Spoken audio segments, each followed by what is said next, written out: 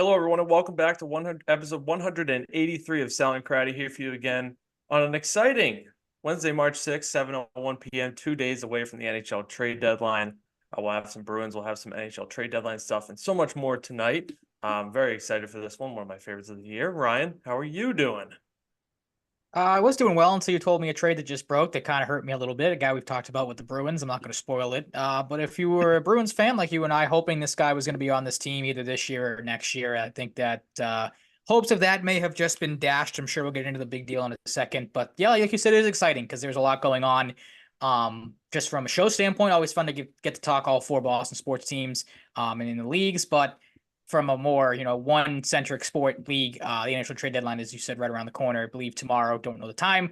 But yeah, exciting times because deals are starting to come through, and hopefully we have a couple on the show. And like I said, we just kind of had one right before we jumped on. Yep, and we'll get into the Vegas Golden Knights, who just landed one Noah Hannafin in a second, but quick reactions to the Noah Hannafin trade. We'll get more details as they come out. In a contract extension is in the works. Would imagine this spells the end for Alec Martinez after this year of his time in Vegas, but you never know. But my God, I don't care what the return is. You're looking at a probable extension for Noah Hannafin, who's playing fantastic. You have Alex Pietrangelo. You have Braden McNabb, Zach Whitecloud, Nick Hague, Shea Theodore. That's just an insane defensive Absurd. core. Best in the league, deepest in the league. Um, another they won with size last year. Now they add a 6'3", 6'4" defenseman who's close to 215. Like this you can make the case puts them as the favorite now. Like I don't even think that's that crazy. They get Anthony Mantha too. If they get creative enough, I think they could add another forward. They just got to make it work money wise. But my God, what a massive deal. What do you think? I'm just like it. It made sense because they've always been like one of those teams sneaky linked there. But yeah, you're like, all right, long term IR might be a little tricky. Let's see if they can actually do it. They did it, and yeah, they're going for back-to-back Stanley Cups in a big way. Yeah, I mean, we talked about it a little bit last week. I think it was you that brought up that maybe Tampa Bay would get involved. So I think that's one of the big positives, if there is a positive. Again, speaking from just a Bruins fan point or fan standpoint alone, like the fact that he didn't go to the Lightning is good. But as I kind of alluded to when we started the show, it is a massive kick in the balls if you're a Bruins fan and you thought, as you and I both did, and a lot of people did, that this was a guy that was going to be high on their priority list, probably going into the offseason. Would definitely be a fit here with, obviously, as we'll get into, the Bruins' continuous defensive struggles. Um, Obviously, that was my first mindset when we jumped on here right before we started, and you said that he was going to Vegas. I'm like, oh, is that contingent with an extension? You said yes, as we now know that's going to be the case. So yeah, it's just a huge blow to the Bruins alone. If you thought they were going to maybe get involved at the deadline or push it off and wait till the offseason. Obviously not going to be the case now. And now they obviously have to pivot to another alternative, and who Someone knows what else. that might be. Yeah, and the extension isn't 1,000% official yet, but every time there's a scenario like this and there's a rumored extension, it always You have to happens. So assume, yeah. I mean, you're not giving up yeah. whatever. Obviously, we don't know what the return is yet, but I think we talked about this last week Hmm. too. Like, there's got to be a hefty price coming back, even if the guy is a flight risk. So I don't think you make a deal with a ton going back if you don't think you can sign him to an extension. It would be dumb for Vegas, obviously, not even to try. So Yeah, and that maximizes what they can get for Calgary's sake with the extension. Vegas has some prospects left, and they have all three of their upcoming first round picks. They traded one of their future seconds yesterday in the Mantha deal, but they have ammo. So I'm curious to see where this goes. I imagine it's a first and a pretty decent prospect, and then maybe another piece. Um, who that prospect could be, maybe is Lucas Cormier. That's a guess for me. Just throw a name out there. But we'll get more into trade stuff in a little bit. We'll talk about the Vegas Golden Knights, who the Bruins beat on the 29th, 5-4. The Bruins don't like to make it easy, but nope. 32 saves on 36 shots for Swayman. They outshoot the Golden Knights 36-32. Interesting breakdown in shots here. Bruins dominate the first period in shots 16-8. Then it goes 15-7 Vegas and 13-9 Vegas. This is the Morgan Geeky show. He gets it started with the goal scoring. Jesper Boquist, who's been playing great, follows it up not too shortly after, off a great little reverse pass behind the net by Lauko. The second Geeky goal was just too easy. When you have Pasta, you know, gifting you easy goals in the breadbasket there, you're gonna be pretty happy with yourself. Vegas fought back though.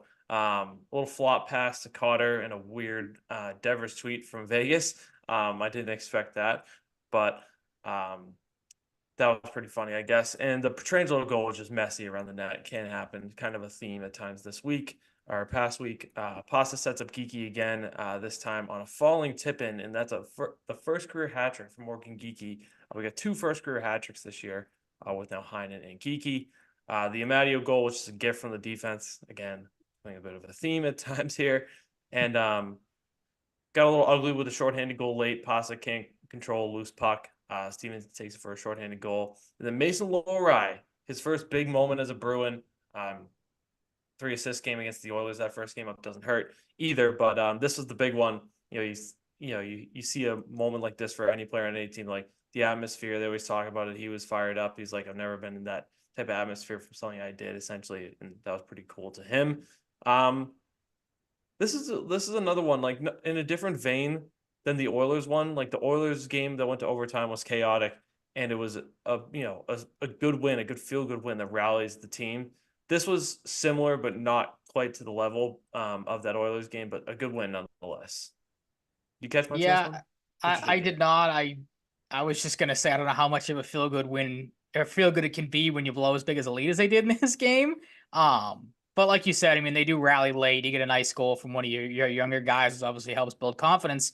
So look at the rate they're going. This is one of those games. I feel like you kind of take what you can get. You escape with a win, which is good, but as we'll get into, and like you've alluded to a couple of times, there's still some massively glaring problems on this team that just do not look like they're going to get fixed anytime soon. So even with a win like this may be the pessimist in me coming out. I can't get behind it, and I can't feel confident about it because, like we said it last week in the show, how many times are you going to make the same mistakes over and over again and just not be able to fix them? And they continue to not be able to hold leads.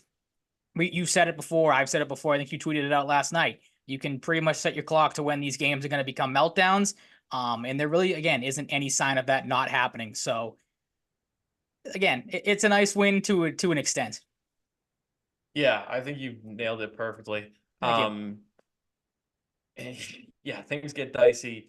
And have gotten dicey in a lot of these games, and a lot of that chaos comes at the end of these games. So, Mm-hmm.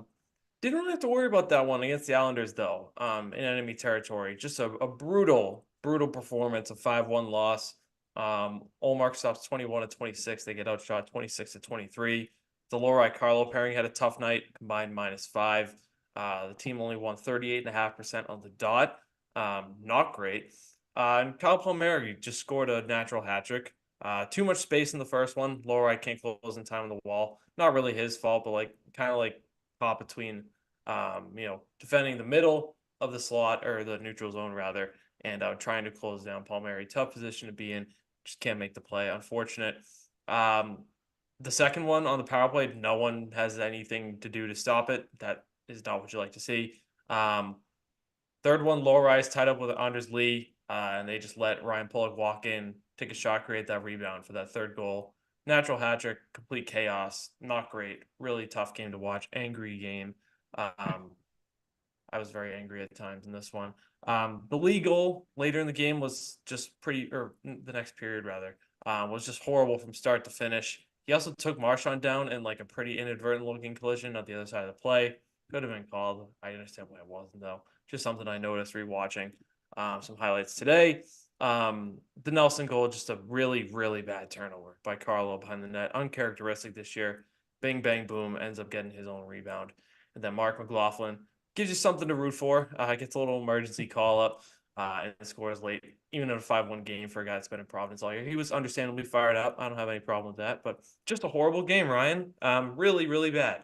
Yeah, I didn't watch this one. I'm glad I didn't, or I didn't catch it because Good. obviously I Yeah, was doing good. other things. But that was kind of the consensus I saw on across social media was that this was one you did not want to watch because it was one of those, rare Bruins games where they have bad nights, but there's been a couple this year where they just flat out don't show up, and that was one of them. Yeah, it From what comes I could down see. to in this game pace too. Like you could tell they were slow early. Like oh no, like it's the Islanders though, beatable team. Hopefully they figured it out. They just didn't. The pace was bad all night. Um, chaotic defensive zone play, not a good formula.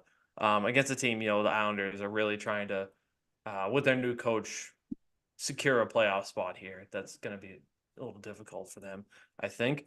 Toronto, a couple nights ago, 4-1 win, statement win. Get said you watched this one. I got to be honest. Like, Toronto playing great. Bruins going to their home barn, and they fuck it up. Just felt right. Swayman played fantastic, which doesn't hurt. Made 32-33, stopped 32-33 shots, outshot the Leafs 33-27. Pasta and Geeky are really getting something going. They've had moments this year, but lately they've been getting something going here. So that's something to monitor. Geeky just gets better and better and better. I literally said it the night he got the hat trick. He made a couple plays before. It might have been after the goal. It might have been after the first goal, actually. I said Geeky just keeps getting better and better in one of my group chats. He scores a hat trick, and now he just keeps scoring. So He's kind of I turned into guess I this called year's it. Zaka. I feel like, sorry to cut you off, but like I feel like they have very No. similar. Obviously Zaka, I want to say a higher draft pick. He was a first round draft pick, right? Geeky obviously Yeah. not as much pedigree as Zaka maybe had coming out of the draft. But I feel like similar players. Zaka obviously was a surprise last year. Geeky was one of those guys this year you bring in. You're like, all right, this guy's just going to be a filler guy for a year or two. He's been good. He's been very, very good, and really no complaints out of what I've seen from him. Yeah, I love Geeky. He keeps getting better. Speaking of Zaka, that's a couple in this game, starting to break that scoring slump. He's got like 3 in his last 2 or something like that. Looks a lot better lately. Not a great collective effort on the Tavares goal. Got to be honest, didn't love that, but it's 4-1 win. You're not going to get too bogged down about that. And we saw a little vintage DeBrusk in this game, which is good in for his trade value because he might be Boost on the that trade move. value for sure. Mm-hmm. What that trade value is, we'll get into a little later. But secondary assist on the first Zaka goal and a goal of his own. The DeBrusk goal is great. Good, clean zone entry from Marchand and Coyle over to DeBrusk, and that shooting touch we know he's had in the past. A nice statement win against a team that was hot. They really were. So, good road win. Nothing really much to add, but I'm trying to think if there's anything else, like storyline or nothing. But I wonder if Marner got a point, actually, because they said like Marner had like some crazy home point streak against the Bruins. So I wonder if that continued. I didn't really look at the Leafs stats. They only scored 1 goal. Next night, don't know who the schedule makers are in particular, but a back-to-back against Toronto and Edmonton, with going from Toronto to Boston's kind of mean. Personally, that's just me, just my opinion. They lose 2-1 in OT. Swayman stops 24 of 26. They get outshot 26-25. Another game not great on the dot. Only won 42.6% of draws. It's 2 games in a row, though. They played Edmonton, and Edmonton has not scored a power play goal against the Bruins. So that's pretty nice. Wotherspoon to Heinen to Zaka for a nice little hammer, a one-timer. Zaka keeps it going. Parker Wotherspoon lately been good overall for the season, but like he's had some tough moments lately, no doubt. A little bit caught in the spin cycle a couple times in the defensive zone, but overall, don't mind the player still. Hyman trips Carlo on the first Draisaitl goal, which I didn't love, and they didn't call it, and of course, some big ramifications because of how the game ended. Yep. The Bruins blow it though. That's really the big thing at the end. Great game for Swayman. And it's tarnished in a scrum in front of the net. Bruins can't clean it up. It's worst team to be in a situation like that against with Edmonton's high-powered offense. McDavid eventually goes on to do McDavid stuff in overtime, puts an absurd pass through some bodies and skates of the Bruins. Draisaitl scores. He's probably not missing in that type of scenario more often than not. Tough way to end it, but I have some optimism out of these games. We've seen some rough stretches in some of these chaotic games from Ullmark and Swayman, and I think overall they reeled it in pretty well these last 2, which is nice because we're looking at a Swayman extension maybe by the end of the week. We'll talk about that later. And I mean, if you're going to keep Ullmark around or trade him, good starts increase that trade value a little bit. And if you keep him, just a little more confidence, and you're winning games a little easier. Hopefully, it's really that simple. Any other takeaways from anything you read or saw from that past week of games, Ryan? No, just the main stuff. I mean, last night again, it has all the feel of, as soon as that goal goes in, whether it was a trip or not, like you said, you could very well argue it. Um, but the inevitables, it's coming. Like you can't be giving opportunities to a team like Edmonton when you have, like you said, McDavid and Draisaitl on that side. You're pretty much only delaying the inevitable at that point, going into overtime with those two guys on the ice. Um, Again, you'd like to see it cleaned up, and I don't want to sound like I'm just dumping all over this team here because they've had a good year, but like again, they've had some good games here and there, but again, it's just not a stretch that I'm building all that confidence in because the same thing continues to rear its ugly head and just not being able to close out these games here and there. And like I said last week, like you start getting into the playoff mode here and get into the playoffs, like those are mistakes that you're going to get bounced in the playoffs pretty damn early if you can't figure it out. So you hope they can find a way. Maybe that's with a trade or not. But like I said last week too, I don't know if there's a guy out there that fixes the mental problems that it seems like this team has right now. Maybe Hannafin would have been that guy, would have helped. But obviously, as we said, that's off the table now. So it'd be interesting to see, and I'm sure you get into it here in a second, what direction, if they do decide to go in, do they pivot to? Yeah, it's tough to get an exact read because we've seen them linked to certain players, but Sweeney kind of works in silence at times, Mm-hmm. sometimes not. Like the Orlov and Hathaway trade, I don't think anybody really saw that coming. But then you have trades like Taylor Hall where he's forcing his way to Boston. Yeah. So Yep. it's been a tough read, tough, situation, different situation with the team, and obviously um, a different mindset when you don't have Bergeron and Krejci anymore. You're Mm-hmm. kind of building around them. Now you're kind of looking to upgrade the center position or winger or even a defenseman. There's a lot going on. So coming up, Toronto, another one of those teams that feels like they played 45 times in the last month. They get them again tomorrow night. We know the drill with Toronto. They're third in the Atlantic though. 78 points on the year. Pittsburgh, I will be at this game. Very excited. We'll probably see some new Bruins for the first time, unless Don Sweeney does nothing. So, don't see that happening though. Pittsburgh, sixth in the Metro right now, 64 points, 28, 24, and 8. Gonna be a different looking group. No two ways about it. We'll see who else they move besides Gensel and Riley Smith. I've heard Marcus Pettersson's name out there, but don't think they're super eager to trade him. One of those guys they would trade if the right deal came across. But that's a rough team right now in Pittsburgh. Got a lot of turmoil going on right now. Pretty uninspiring hockey. Then you get the Blues on the 11th, 32, 27, and 3. They're fifth in the Central Division. Robert Thomas having another great season. He's got 69 points in 62 games. And I noticed that 69 points is 21 points more than Pavel Buchnevich, who's missed 2 or 3 games. So there's quite a gap in scoring on St. Louis. Not a great squad this year. You hate to see it. Again, any notes on any of these teams coming up or the week as a whole?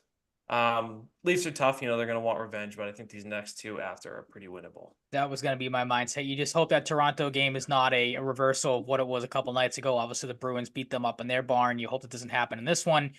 There's, like you said, we've seen this before with the Bruins this season. Not that they've been a bad team, but like to say they get up for these games or they play up to their competition, again, not to say they're a bad team, but you know what I mean. Like these are the games they get up for. It seems like and play pretty well.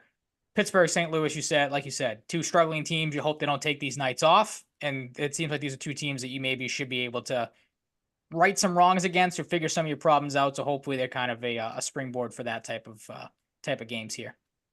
Yeah, and maybe what they do with the deadline really inspires confidence, or maybe That too. a Yep. guy, a big name, kind of throws them for a loop for a second. It'd be interesting to Mhm. see how they handle it out of the break. We know they'll to some degree wake up for this Leafs game. So Yep. I have heard they're out hanging out with Krejci tonight though, so I hope they get good rest. Little inside source from a friend. Get some good vibes from that too. Yeah, and Krejci did like a watch party or some sort of thing in Southie the other night after the Oilers game. So he's in town, probably hanging out with the boys, going out to get some dinner. So that's what I've heard from boots on the ground. The trade deadline, though, Ryan. Sean Walker, a guy I loved for the Edmonton Oilers. Colorado just swooped in and took him today, straight up. They got aggressive in pretty short time. They got 2 big deals done pretty quickly. Since last week, we saw Ilya Lyubushkin go back to Toronto. Nothing crazy there. A little bit of double retention. See Curtis McDermott add some toughness to a Devils team that definitely needs it. And to start the craziness, things got a little crazier after this, slowly but surely. Anthony Mantha at 50% retained goes to Las Vegas for a second in 2024 and a fourth in 2026. I believe there's some conditions as well. I'm actually going to switch over to Cap Friendly here because they have the conditions for these trades listed. Let's go back here. Scroll down to Mantha.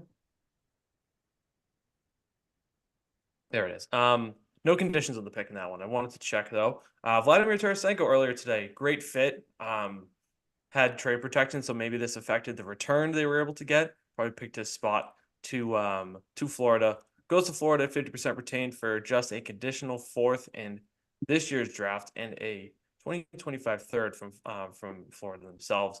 The condition on the conditional pick is it upgrades to a 2026 third if Florida wins the cup. So not great. I think they could have got a second if they waited, but Tarasenko forcing his way to Florida might have affected what they were able to get in return because Florida does not have a lot of draft picks. Next up, Sean Walker. I was hoping to be right about this one. I did a little TikTok yesterday. Go check that out. I was hoping this was the one I had the most likely odds of getting right. We'll see where Jake Gensel ends up and Brandon Duhaime. Go watch that TikTok and follow and like as well.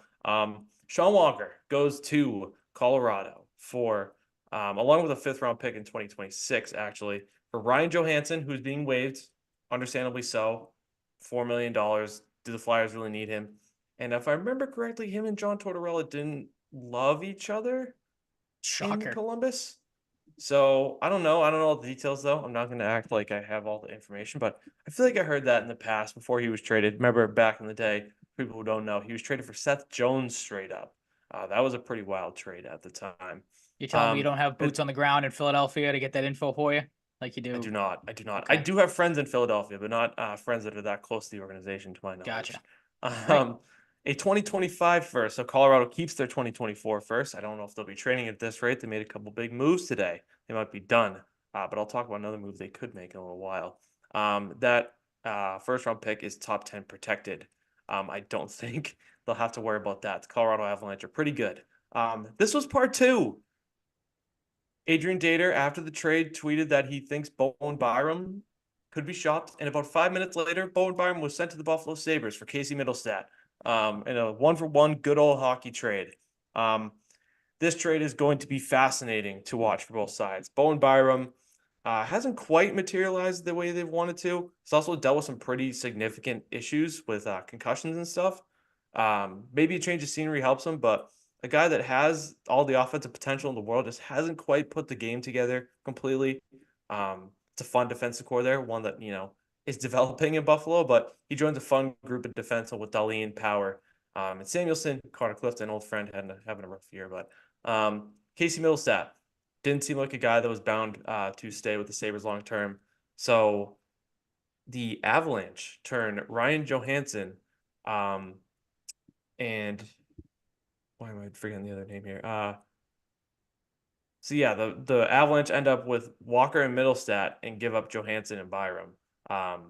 Pretty good stuff by extension there. Things kept on getting crazy here. We saw Adam Henrique and Sam Carrick along with the rights to goalie prospect Ty Taylor going to Edmonton in exchange for a first-round pick from Edmonton and a conditional fifth. The fifth becomes a fourth if Edmonton wins the Cup in 2025. Adam Henrique, for some reason, got double retention here from Tampa. This is what kind of told me that Tampa was not going to get Hanifin, because why would they retain a bunch of money on Adam Henrique when they don't have a lot of cap? Yeah, it doesn't make a lot of sense. Because they probably don't like their odds. And we know Tampa's given up some draft picks. They got a draft pick for their trouble, a conditional fourth that becomes a 2026 fourth if Edmonton wins the Cup. So pretty wild trade. I think it's a perfect 3C addition for Edmonton. It gives them a guy that wins a lot of faceoffs as well. This could be dangerous for them. I still think they need a defenseman, and they have picks to do so if they really want to. And Sam Carrick's a good physical fourth liner, some depth for the playoffs. I like that deal a lot. Sure, you can make the case that that's a lot for Adam Henrique, but you got to give to get. I'm not gonna like chirp the Oilers that much. We knew that that pick was gonna be on the move for someone. It just happens to be Henrique and not a defenseman because they missed out on Sean Walker, who I'm still a little bummed that I didn't get that trade prediction right. I felt good about that one the most. And last, outside of the Hanifin trade, which we don't have confirmed yet, Alexander Wenberg, a guy linked to the Bruins, going to the New York Rangers at 50%. This one I kind of nailed. I said Avalanche or Rangers when they started taking him out of the lineup, so I'm half right there. Feels nice to win one, like Kevin Malone said. Yep. Kind of win one. Wenberg linked to the Bruins, not a guy I was like chomping at the bit for, but for the right price, I would have taken. Not a guy I'm super compelled to give up a second and a fourth for, though. I'm okay with them holding off on that. Not a crazy overpay or anything, but if they're going to give up draft picks with an already depleted draft pick system, I'd rather throw it towards another player. They get a 2024 second from the Rangers, and they get Dallas's 2025 fourth. NHL trade conditions, they're kind of like second round picks at the deadline of the NBA. Just keep getting funnier. Just The condition follows a previous trade on this pick. If Nils Lundqvist, who was this pick was acquired by the Rangers in that trade, which they sent him to Dallas, if he earns 55 cumulative points over the 2022-23 season and 2023-24 seasons in the regular you've already season, lost me. the pick upgrades to a 25 third from Dallas. So yeah. NHL trade conditions are just that getting makes you funnier. wonder who on the staff is coming up with these things. Like I feel like I just picture some guy like in a corner somewhere writing down all these possibilities and hey, what do you got for us on a condition for this pick? He just pulls off like 6 different sticky notes from a giant whiteboard. You get this, and this if you want to try to figure this thing out for us. Like it's a great comp though. The second round picks for the NBA because we know those fly around like they're going out of style. So Yeah, it's pretty wild. The latest on Hanifin from David Pagnotta as they finalize the Hanifin trade word out of Vegas is that they aren't necessarily finished, could still add another forward by the deadline. Jake Gensel, just saying, maybe I get one right. I don't know. It'll be tough. Obviously, the big thing right now is the Gensel to Vancouver thing. Apparently, he wants to go there too. And then Lindholm to Boston. And maybe this actually segues us very well into a recent tweet from Kevin Weeks that is talking about what a lot of Bruins fans I feel like are thinking right now, which is involving Jake DeBrusk in a 3-way deal with the whole Lindholm and Gensel stuff yesterday of Chris Johnson reporting that they could flip Lindholm to Boston to help make this Gensel thing happen. Hasn't necessarily worked out super well in Vancouver for Lindholm.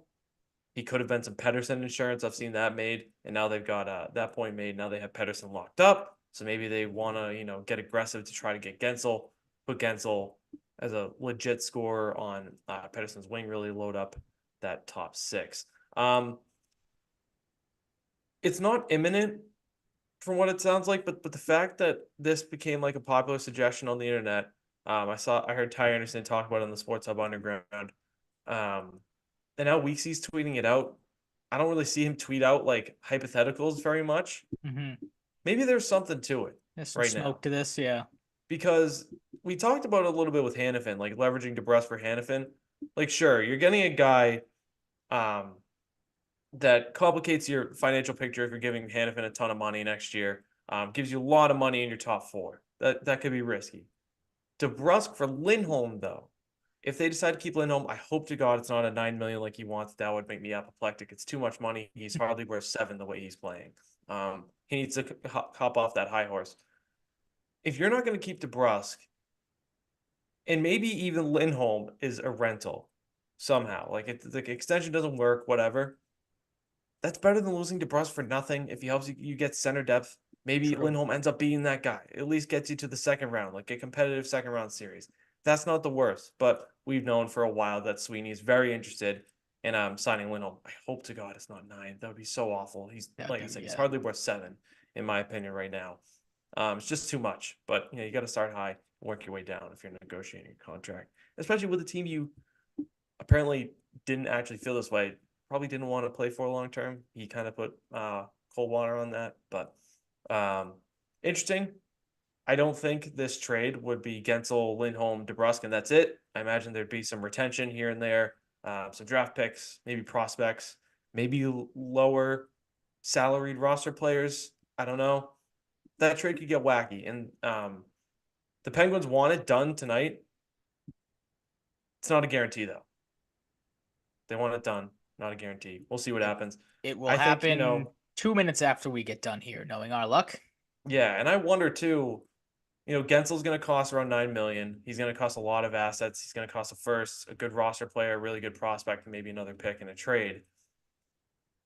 Do you look at potentially trading Riley Smith? Probably going to happen in Pittsburgh, and almost definitely trading Jake Gensel. That's going to happen. Do you look at DeBrusk on a long-term deal if you like him, or like a 4-year deal somehow? As a guy that's like, okay, this gives us another winger. Maybe we put him with Crosby and he tears it up. Like that's like a similar Bergeron effect. Mm-hmm. Like Marchand and Bergeron with DeBrusk really maximized DeBrusk last year. What if obviously they won't have Gensel to put on that opposite wing, but maybe they put DeBrusk on the left with Crosby and Rust. Like that'd be pretty good. I think It's DeBrusk would not a do really terrible well pairing, there. yeah. No, I think there could be some legs to that, and some way somehow, whether it's something like this or like you find another team that has a comparable forward or a good defenseman, um, the trade straight up for Jake DeBrusk, kind of in a similar vein to the Middlestat Byram deal, like a 1-for-1 hockey trade. Might be tough, but it's possible. Something to keep I in like the mind. idea of it. Something to keep in mind. Where are you at on Lindholm? The idea of adding a guy like him. Great defensive zone faceoff guy. I will say I'll that take affects that your then analysis. with the He gave a defensive win. struggles.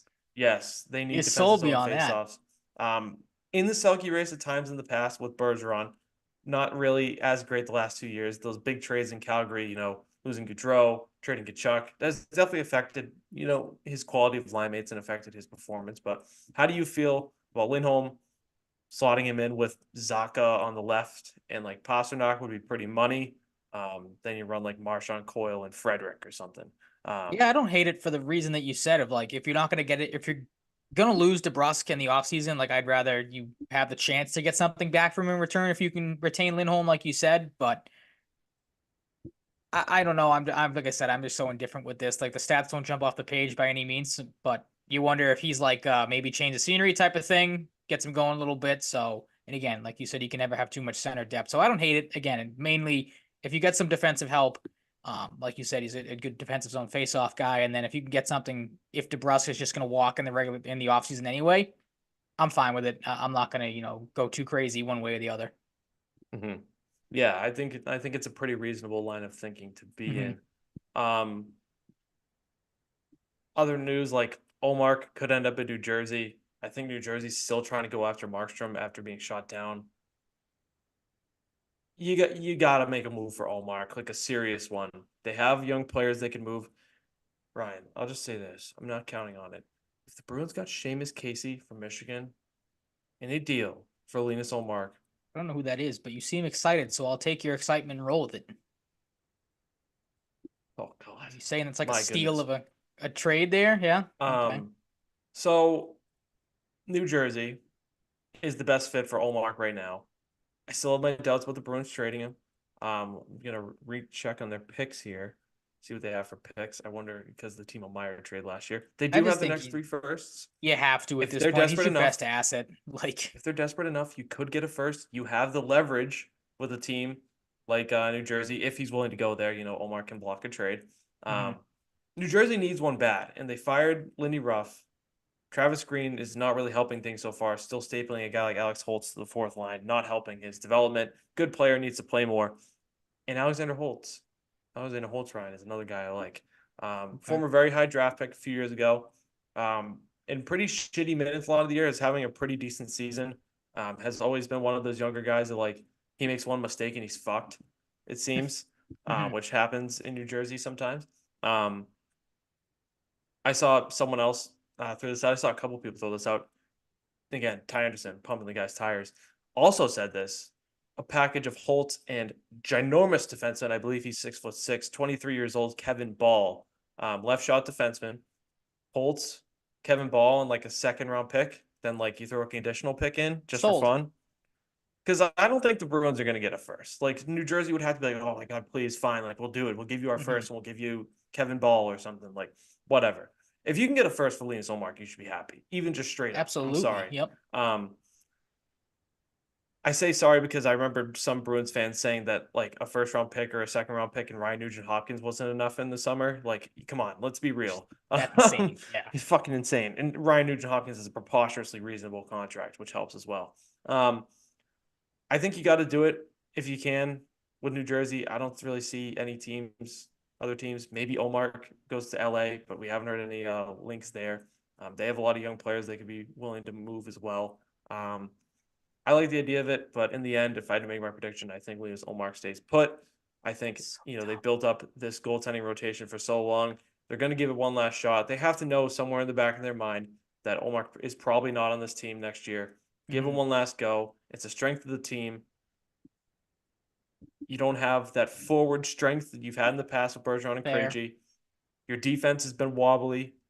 I don't see it. They're also missing Lindholm, so that's part of the reason the defense has been a little crazy too. Even though Lindholm Mhm. is horrible at defending the slot, all of a sudden, I've said that before. I still maintain that thought. Um, that's where I'm at Olmark. I feel like we're in the same line of thinking. No, see, Alex I would. Wennberg.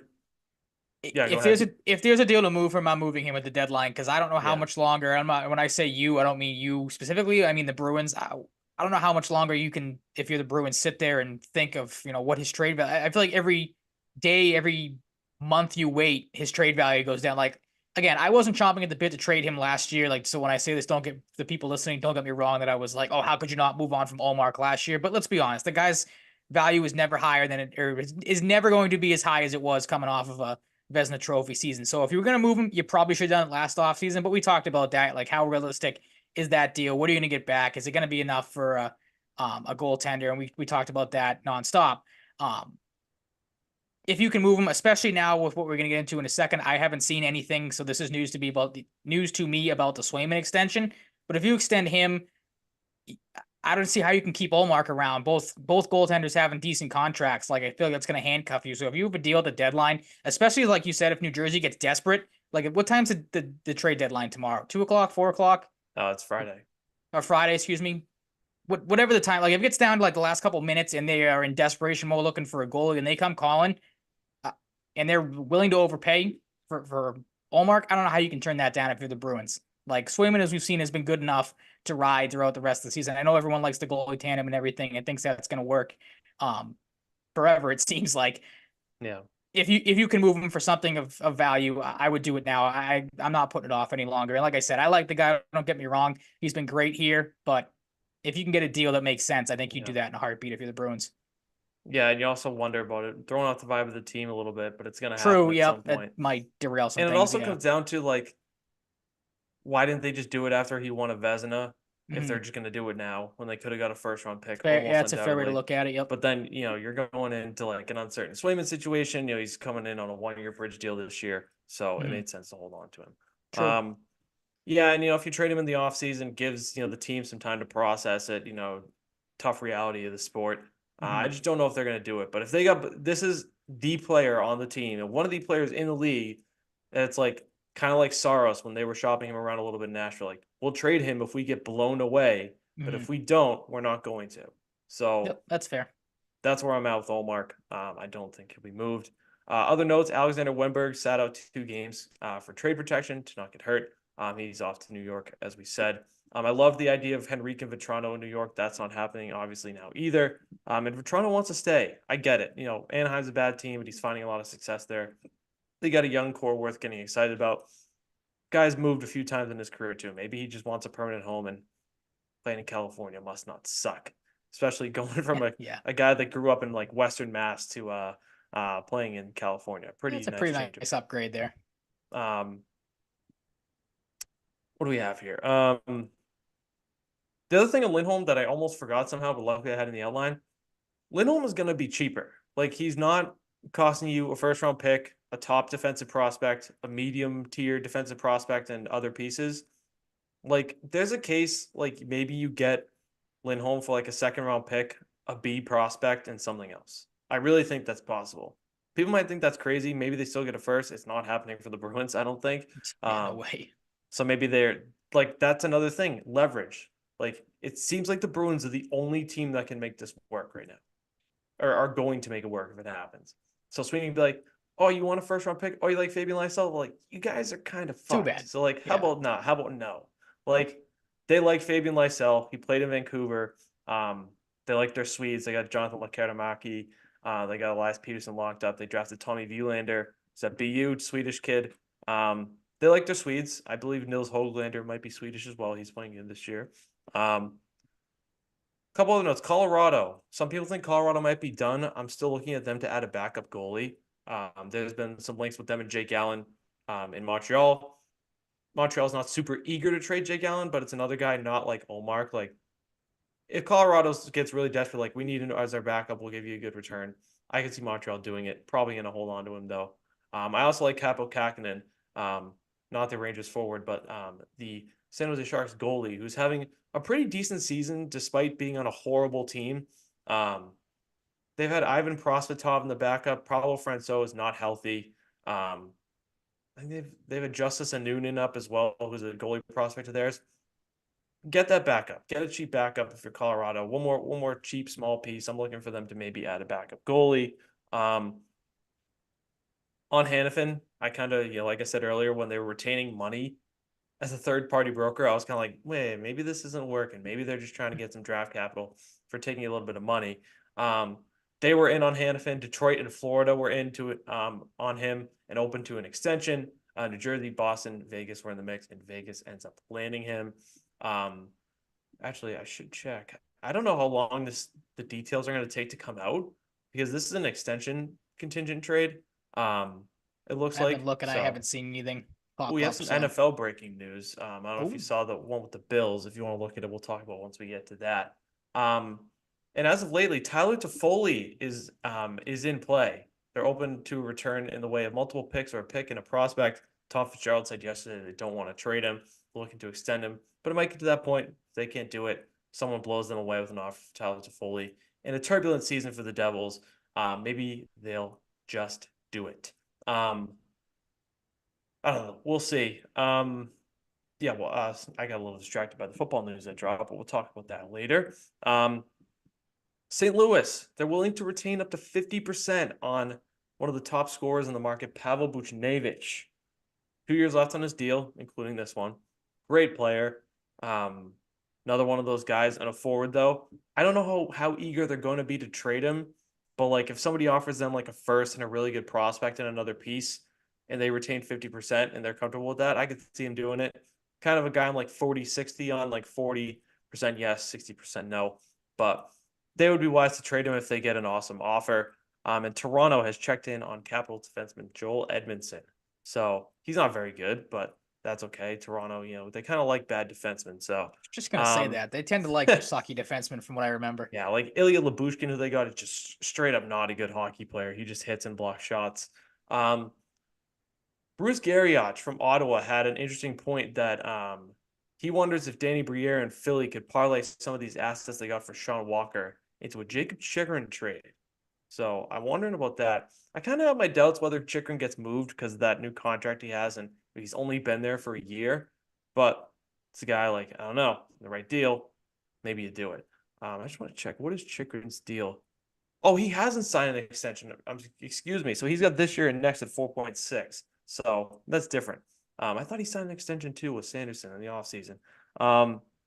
So that's interesting. Don't know if it'll happen. That might be a summer thing. I don't know if that materializes quick enough to get done Friday. That'd be a tough deal. A lot of details to hammer out there, I imagine. A Swayman extension. He could get 7 million. I'm not super comfortable with 7 million for a guy who hasn't been a full-time starter. But if it has to happen, that contract could age very well. Salary Mm-hmm. cap going up. I'm not super opposed to it. But sounds like it could happen by the end of the week. There's been some rumblings out there. Rasmus Sandin stays in Washington for another 4 years at $23 million. So over 5 years, or maybe it's five. Either way, 4 or 5, whatever. 4.6 million a year for him. Pretty reasonable. A little bit of growing pains playing on the top pairing, but I like that deal. I think that's going to age pretty well for Washington. And Nick Seeler, a guy who quit hockey 2 years ago, 4 years, $10.8 million extension with the Philadelphia Flyers, the guy that could have been moved. Pretty awesome story. It turned into a pretty good defensive defenseman. We've seen him fight before. That's a Philly defenseman through and through to me. The fact that he got 4 years, a little surprising. But the money is right. I think they were looking at 3.5 million. One report said they got him at 2.7. So either that was a bad report, or you know, Danny Briere struck gold and got that asking price down. So that's interesting.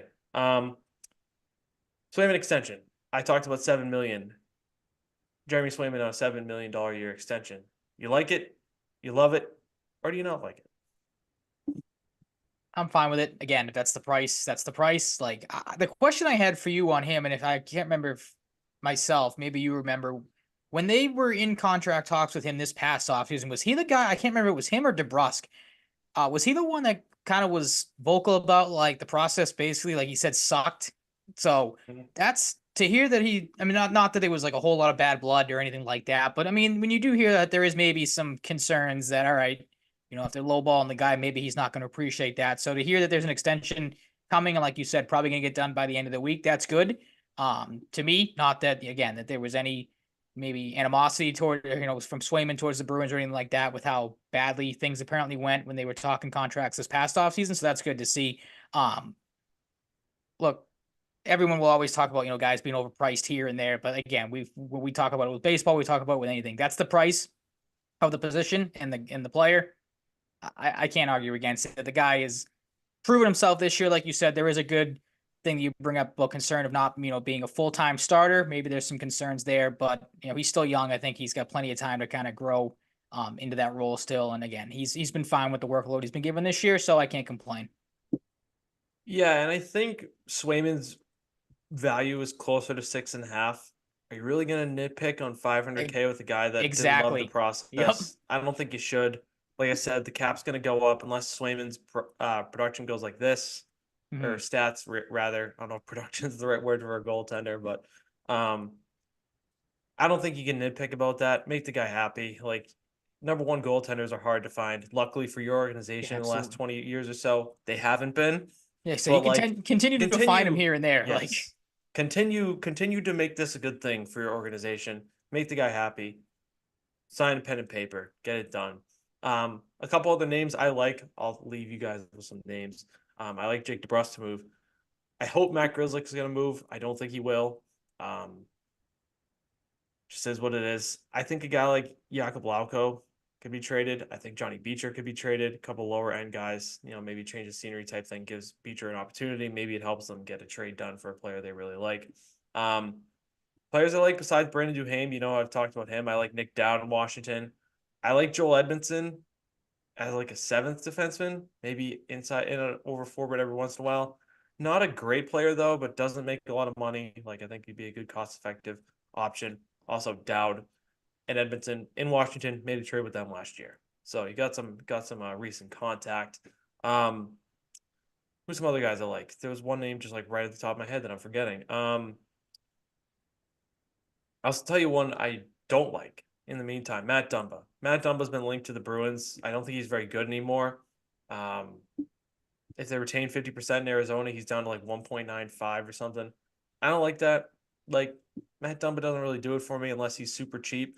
Um, Sam Carrick was a guy I like too. He's off the market. Sean Walker, they were in on. He's off the market. Tarasenko, I forgot to mention this earlier. Love that pickup for Florida. That team's just juice, and you add a guy like Tarasenko who can just finish. It's a really fun add for them to a team that's already got Sam Reinhart and Barkov going off. Really good team. Could see them adding a defenseman. I still like Jake Middleton. I'll put it out there while we're talking about Minnesota earlier too. Still like Jake Middleton. Not seeing his name out there a lot though, and his contract is super friendly. So I don't know if the Bruins have the ammo or willingness to do that. I like Duhaime though. I like the name Brandon Duhaime a lot. It just feels right. Adds a bruiser. Guys hits a lot, fights. I don't know. Connor Dewar on that fourth line there could happen as well. Pat Maroon, I don't know if that's happening anymore. He's recovering from back surgery, so don't know if you're wanting a 35-year-old with a yeah, lot of probably tread on the not. tires at 35. Are there any names that stick out to you, Ryan? I'm honestly curious. Not Like that really, you've because read to be about? honest, I haven't really heard a whole lot other than what you've been talking about. So nothing. every NHL trade deadline, I kind of just, unless like you said, it was last year and you had Taylor Hall basically begging to be on the Bruins. I mean, that obviously gets your attention. 2 years But ago. a couple years, yeah, thank you. Yep. I don't know why I thought it was last year. Especially even when you said last year was the Hathaway and Bertuzzi deadline, so I got those confused. And really any trade deadline for me, just kind of in sit back, wait and see move. If they do something, they do something. If they don't, they don't. So that's kind of where I'm at. Like there isn't really a standout. Like obviously, Hannafin was the standout name. He's gone now. So again, for me, it's kind of just all right. Hmm. See if they do something. If they don't, like I said, I think it was last week. I'm not for the Bruins making any sort of massive like trade a first round draft pick for somebody, which I don't think they'll do anyway. Now that Hannafin's gone, so if they're gonna make a move, make a hockey trade. Maybe trade a lesser end prospect for somebody that you feel like is a good fit here, and try to improve your team that way. Other than that, like I'll just kind of take your Red Sox approach and go with a wait and see attitude. Yeah. Yeah. That's fair. One I forgot to mention, Jordan Eberle could move, but it looks like despite not lots of talks that he wants to stick in Seattle and they want to keep him.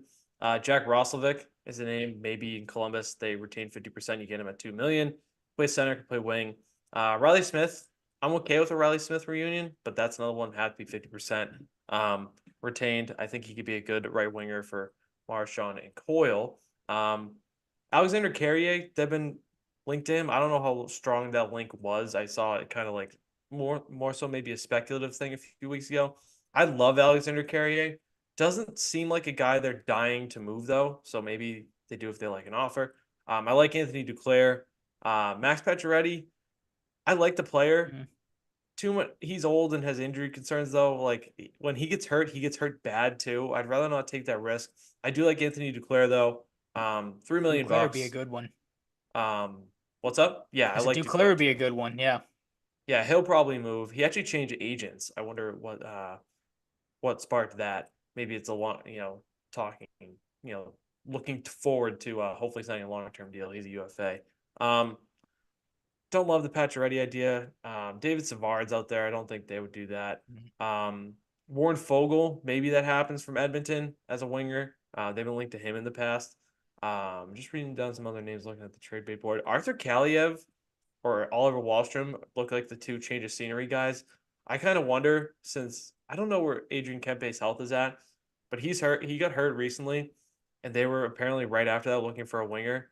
If you could trade DeBrusque for like Arthur Kaliev and a second round pick, I would do that. Do it. Yeah. I like it.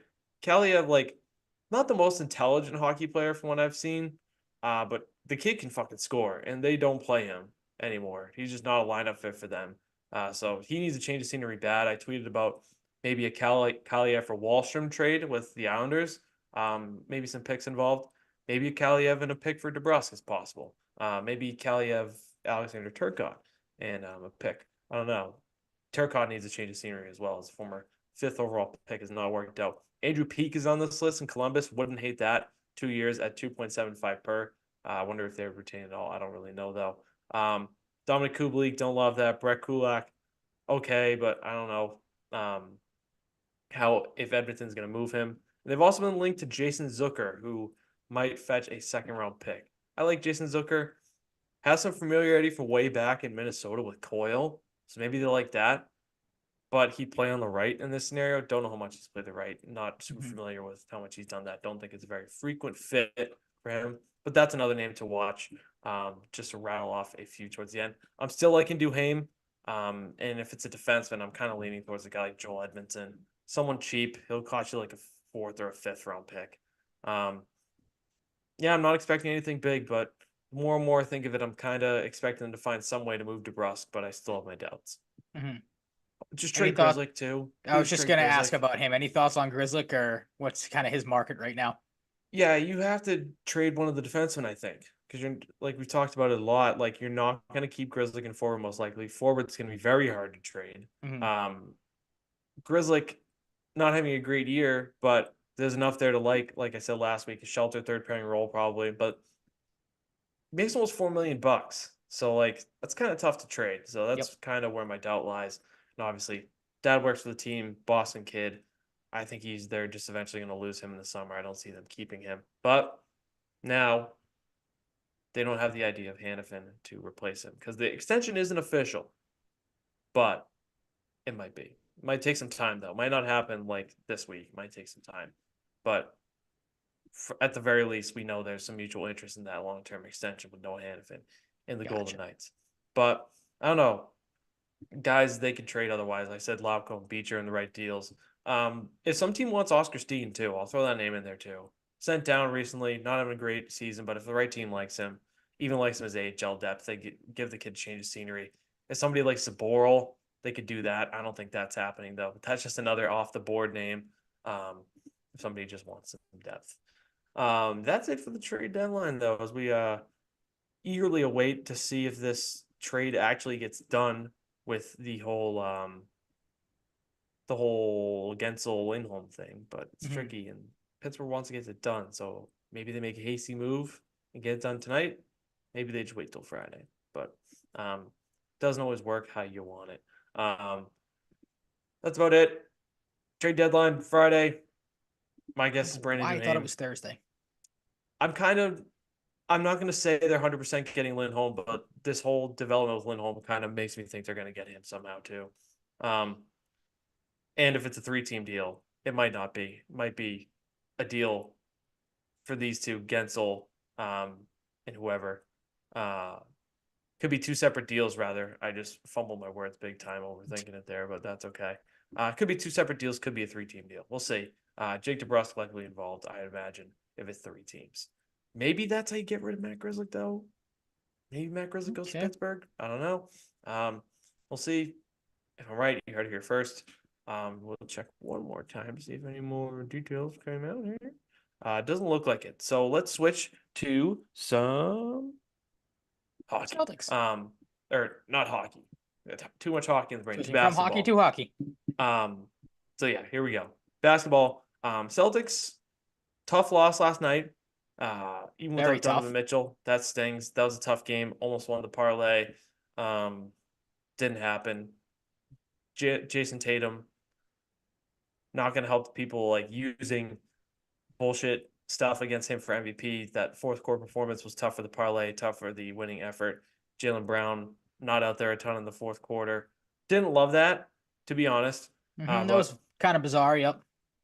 Yeah, you win in Dallas, you win heavily in Golden State, which somehow isn't even the craziest win of the year. I was at the craziest win of the year against the Pacers earlier in the year where they dropped like 155. 2 of 3 games they've beaten a team by 50 or more points, which is kind of insane. They've done it 3 times this year, the only team ever. So that's pretty crazy.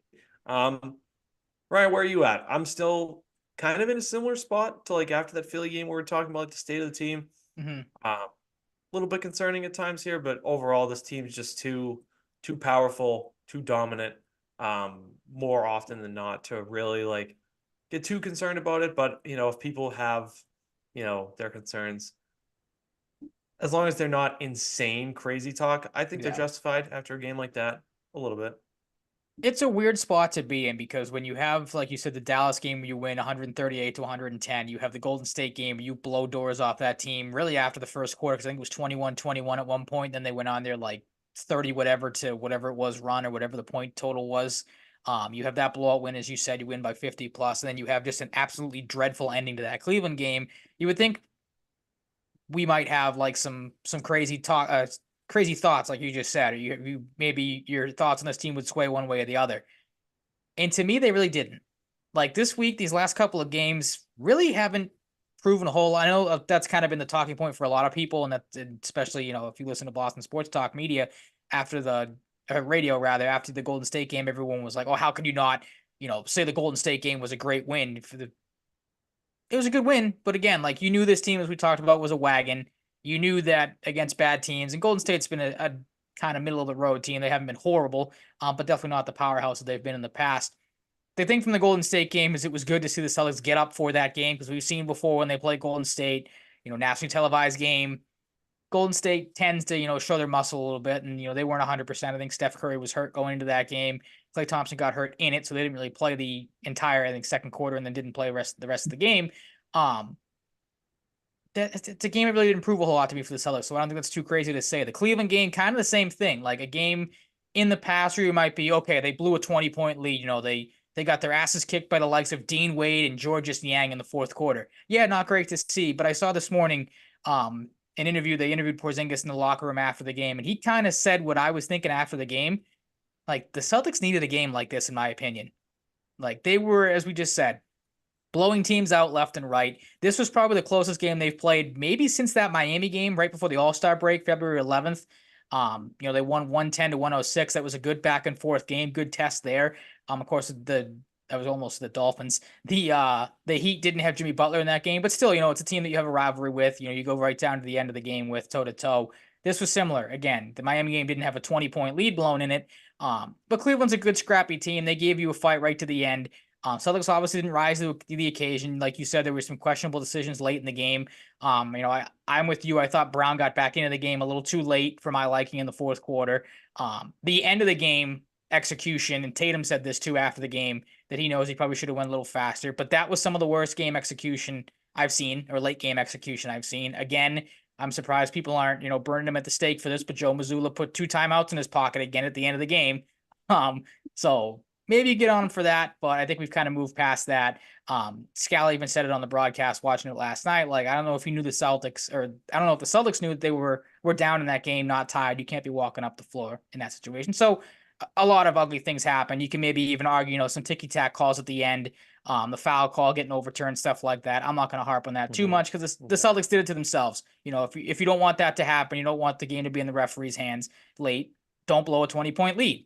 But I've kind of rambled here. The main takeaway for me in that Cleveland game, like I said, and again, Porzingis said it in his interview, like that this team at times has maybe seemed like they felt like they are invincible. And again, you could rightfully argue that with how well they've played and how just well they've bludgeoned teams. This was a wake-up call I think they needed. They needed a team to give them some pushback and them to look in the mirror and kind of say, all right, we've played great this season. We've had pretty much everything go right for us. That does not mean teams are going to roll over and die when they get down 20 points. And like you said, Cleveland without their best player and Donovan Mitchell didn't have Max Strus, who's been excellent for them this year, who tends to give the Celtics fits. You knew they were going to play right down to the wire. They did, so give credit to them. But again, the game was ugly, but I think as good as a loss as you can have for the Celtics, because again, I think it was an eye-opener that, hey, we need to execute down the stretch. Now, I don't think this is going to sway their season one way or the other. Like, they're not going to have these, performances again that we've got on them before for being like, all right, you can't close out these games. What's the problem here? This is a little blip on the radar. It sucks. This is how the win streak ends. But again, I'll keep saying it. I think this is a loss they needed to have at some point. Again, sucks the way it went down, but I'm not going to get too high or too low these last couple of games because there's been some really great performances in it. And this one was, a stinker that maybe wasn't a long time coming, but you know what I mean? Like, again, I'll just keep saying it. Like, one that you kind of sit there and say, all right, that's a loss. You need to get out of the way to kind of get that, realization that, hey, we're not this maybe, I don't want to say this juggernaut because I know I just said this team's a wagon and everything, but like I said, you know what I mean. Yeah. Quick note for anybody who hasn't seen it, from the Hockey Talk, there is a third team retaining salary on Hannafin, so we'll see how that happens. Okay. They're gonna add another forward too. It's gonna be crazy. They're gonna have space. It's stupid. Yeah, like this is a good loss in a way. Like, kind of like you were talking about the fact that, no Donovan Mitchell and you still lose kind of stings, but you blew a lead. Like, sometimes you do it. It's just about how you learn from it. And yeah, it was like, what was that? The Gabe Vincent game last year where he just randomly went off. Who was the random dude on like the Cavs or someone that went off?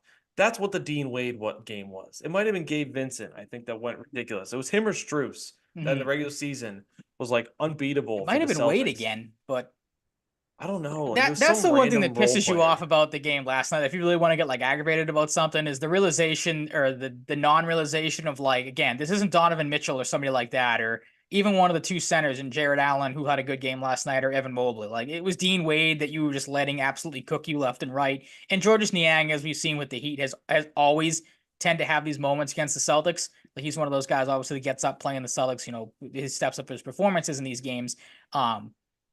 Dean Wade's a good player. He's been good for the Cavs.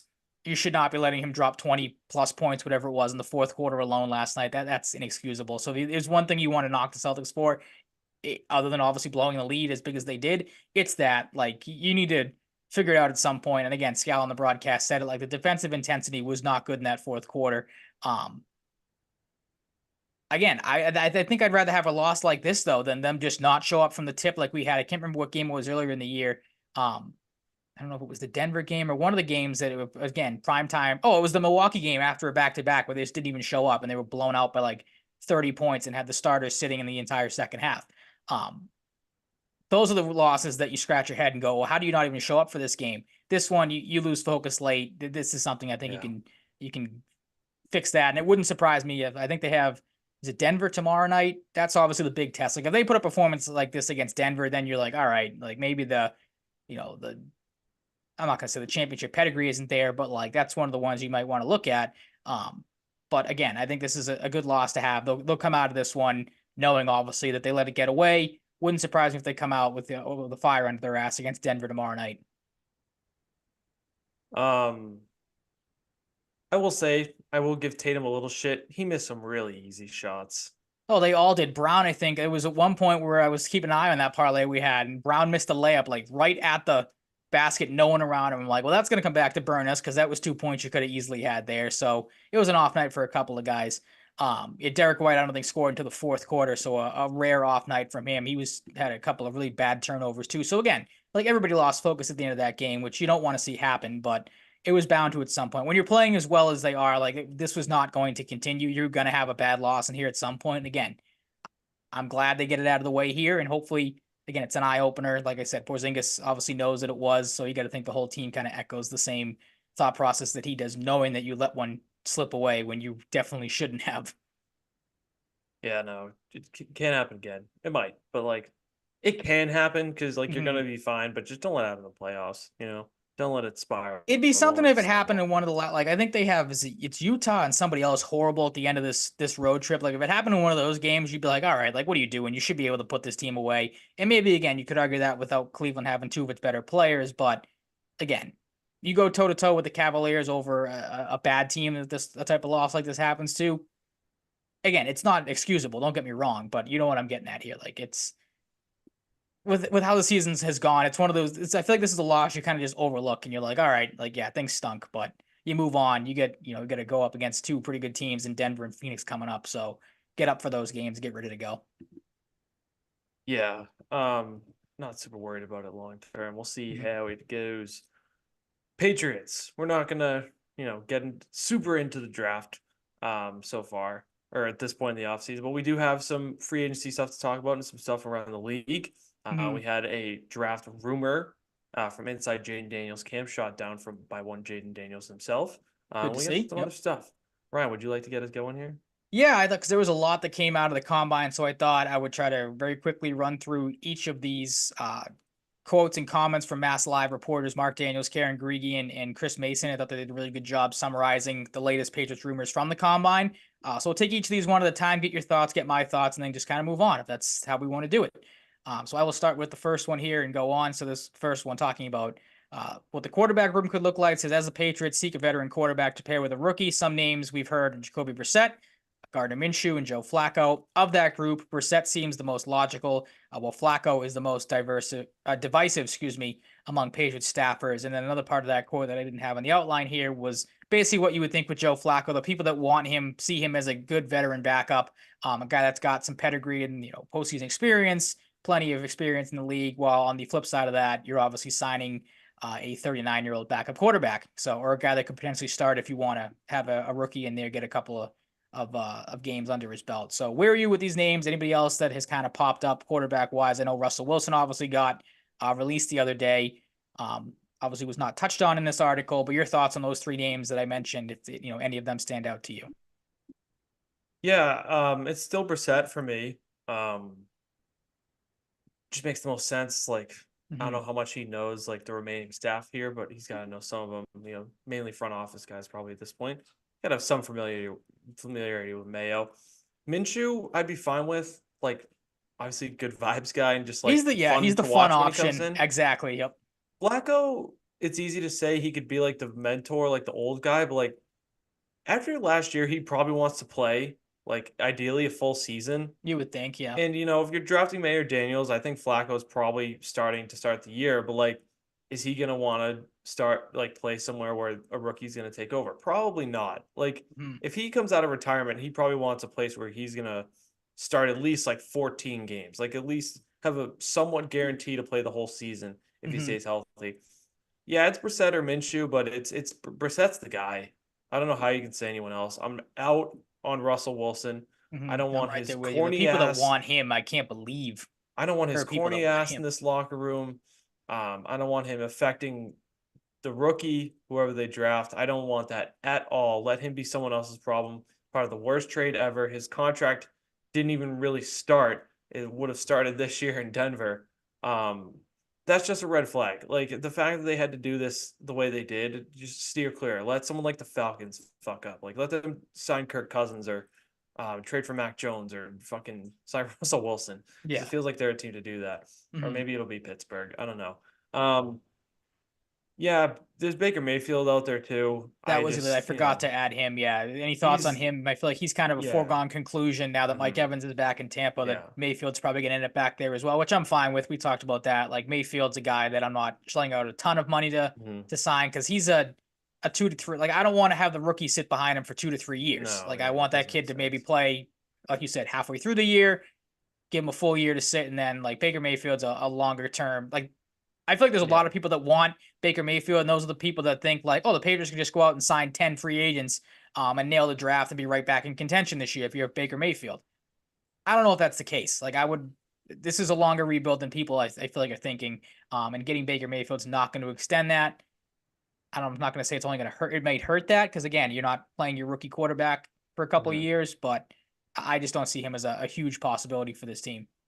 yeah. And I think part of the reason is the connections to the offensive staff too. I just don't Yep. think it makes sense. Like the domino of Evans to fall fell, so he's gonna stay in Tampa. It just makes the Mhm. most sense. Like if you're him too, like Tampa's not this like wagon playoff contender juggernaut or nothing, but they made the playoffs when they shouldn't have this year, and that's Yep. partially because of him. I'd stay in that group. I wouldn't take a step back with a They're in the rebuilding easiest Patriots division in team. football too. Easiest division of football, like playing meaningful games, living in Tampa, like you shouldn't leave that. Mhm. Mike Evans loves you. I imagine he loves Mike. I don't know why he wouldn't. So that's where it's at on veteran QBs. We saw a Mhm. veteran QB just go off the market back to Buffalo in Mitch Trubisky. I wasn't. He's another guy like would have been funny if they just signed him for vibes. Kind of a funny guy, Ugh, but would have hated I'm all that. set. I'm all set on Mitch. Mhm. Him and Josh Allen, I bet will be good friends. I bet they know each other. So Mitch Josh Trubisky Allen is ripped not a his guy you want. pants I yesterday. saw Did you that, see yeah, that? because And everyone, I he walked out of the van with Haley Steinfeld, and he had the hoodie tied around his waist, probably yeah, covering that yep, hole. Yeah, it happens, man. He probably handled it better than most happens of to the us best would, of us. Yeah. from the looks of things. Hmm. The Patriots are expected to shop wideout Devontae Parker with the knowledge that it'd be more challenging to move fellow underachieving veteran Juju Smith-Schuster. Makes a lot of sense. I think you're looking at like a late 6th round pick for Devontae Parker, and you should be happy with that. Yeah, I'll Only take that in a saves you heartbeat. 3.33 million, I saw, but Don't care. like they're casting Like, off veterans they feel like they want to cast off. Maybe JC mhm, Jackson, the cast off, he comes back on a cheaper deal. Like you said a couple weeks ago. Maybe Adrian Phillips can do that. No, just get rid of Devontae Parker. Like you have mhm. to make stylistic, cultural changes, and they're doing that with some veterans. If Yeah, they I'll feel take they that need to, absolutely. whether it's they want to go a different approach, different types of players, different culture, whatever. Like Devontae Parker, just acknowledge the L. Acknowledge the L. Trade him to Carolina for a 6th round pick, or like Jacksonville. I could see trading Mhm. for him. Um, get rid of him because you're not trading Juju. Nobody wants that contract. I think you should trade one of them. It makes a lot more sense. Yeah, I'm perfectly fine. I know the wide receiver market's going to be crap this year with Higgins and Pittman obviously getting franchise tag. I think the best one out there right now is probably Ridley, but I don't care. Like Hmm. trade them for, like you said, whatever. It doesn't matter to me. Draft somebody, sign one of these lesser wide receivers to replace them. Like I don't care. You bring up a good point about the culture shift. This is a guy, as we saw last year, when he gets disgruntled, I feel like it's not a guy you want around. So whatever you can get Yeah, for him, 6th round pick. Maybe you squeeze a fifth out of somebody that's super desperate. I'm fine with that. Doesn't matter. Like just yeah. goodbye. See you later. Yeah, I'm Calvin Ridley too. I'm open to the Calvin Ridley thing, especially with the market dwindling. Mhm. There's some people that believe he'd get 4 years. I would prefer not to sign him till he's 33, Yeah, I'm not. 34. Yeah. I'm looking at him ideally as a 1 year deal, but that's just like not going to happen. No So if chance. you have Yeah, to give not him not with two, this market. No. yeah, he's gonna get 3 or 4 probably from the right team. He could be like a Christian Kirk, similar contract. He gets like a ton of money that kind of blows you away. Mm, If you can get that on 2, 3 years, it'd be fine. Three is a little dicey for me, but yep. I'm okay with Calvin Ridley at this point. Got Matthew Judon annoyingly recruiting everybody You again. Like you hate it's this not so cute, much. dude. I think players genuinely do not like it. I don't think players like it. Did it work last year? No, it didn't. I mean, is it more so Judon wanting guys And here this not this is working, or not an the appealing teams? location right now. Well, that was going to be my next thing. Is it more so guys being like, I don't want to come. I might like Matt Judon, It's but I don't want both. to play for the Patriots. It's like But at the same time, when we're talking about appealing location, great draft position all throughout the draft, 100 million. If you new head like Mayo, coach. You don't have new a staff. new hard Maybe ass. some You don't people have a didn't hard ass like anymore. Yeah. didn't like Belichick. Yep. I don't freaking know, man. Hmm. Um, Wolf and Gerard Mayo expressed their desire publicly to add a game-changing player on offense. How the team accomplishes that goal is a big question. How do you They're take planning that? for. What do you What do you consider mean? game Like a game? changing? Wide receiver, Calvin quarterback. What do Ridley. you? Okay. All right. Look, Calvin So you Ridley take it is as free agent acquisition. This because I kind of yes. took it as a draft type of I think response. I Which think it's a either free way, agent it's or fine. trade. Yeah. Okay. Maybe they want to trade for Devontae Adams. Maybe there's that crazy scenario. That would be Um, crazy. I don't think Devontae Adams will want to play here. Probably not. No. Calvin Ridley, let's not forget, is still very good. Like not an elite receiver, but what Calvin Ridley is capable of is worth taking a flyer on, especially Mhm. those 1 or 2 particular seasons in Atlanta. I'm willing to take that flyer because when he gets open space, he's so fast. I think he's good at getting open space. Um, I just like the Right. player. He's explosive. He's fun. Like they found ways to get him in the end zone when they couldn't with Julio Jones. They eventually couldn't with Kyle Pitts. I was Like just they gonna say struggled to get that. skill players in the end zone, and he had 10 touchdowns 1 year. Like if they scheme up the right offense for him and have the right guy throwing, I think Calvin Ridley's a great fit. That was going to be what I asked you. Just correct me as if I'm wrong. Is the year before he obviously got popped for the betting stuff? Is he had a better statistical year than Julio Jones, if I remember correctly, or like that was the year I think you were referring to with the 10 touchdowns and being able to find the end zone. The one thing that scares me about him is just like with the Patriots, as we said, not a big destination, so you're going to have to overpay free agents regardless. But the fact that he is like the de facto number one wide receiver in the market, it's going to be a bidding war for him, I feel like, and Mhm. I'm very not worried because I mean, if it starts getting up there, the Patriots I don't think are going to try to outbid anybody for him, but like it is going to be curious to see how much money and Christian Kirk's a good comp that you bring up, a number that potentially blows you away. But that deal I'd say worked out the first year he was with Jacksonville. He put up very good numbers, so maybe it's a surprise thing there. But like after that, like who's the best free agent in the market wide receiver wise? It's like A names lot. that come to mind like OBJ, but I wouldn't say he's up there Calvin Ridley All level. Like set. Curtis Samuel, I like you do as well. You've been very I do vocal on like him. I Curtis take Samuel. him, but definitely not the skill set that a guy like Ridley brings. So like the drop off from Calvin Ridley to whoever you put It's that number big. two receiver is massive. I think a tag and trade for T Higgins is possible. I've seen Um, that come up a lot lately, which I'm kind of I surprised don't by. know. I'm a little. I don't. I kind of feel like it won't happen right now, but that's just Mhm. me going off vibes. Yeah, Calvin Ridley, rookie year, 10 touchdowns, 821 receiving yards, 88, 66, and 7 the next year, 13, 74, and 9 the next. Um, with injury in 2021, he had 281 and 2 touchdowns because that season cut short. A year off with the gambling suspension. Then last year comes in, catches 76 of 30, 136 balls, 8 touchdowns, 1,016 yards. Like that's the guy. Like Curtis Samuel's a good ad, but he kind of falls into that 2 or 3 discussion. Calvin Ridley can be a number one. Mhm. Maybe not number one quality in comparison to some of the best, no doubt, fair to say. But number one But to he what is you'd he have. is the best. He is the Yeah. best receiver on this team, unless you draft Marvin Harrison Jr. Um, right now, if you sign him. And yeah, that's the concerning part. The bidding war. If they can get him on a reasonable 2, 3 year deal, I'm cool with it. I'm right It there at with you. least shows the willingness to to spend that money. So, True. Yep.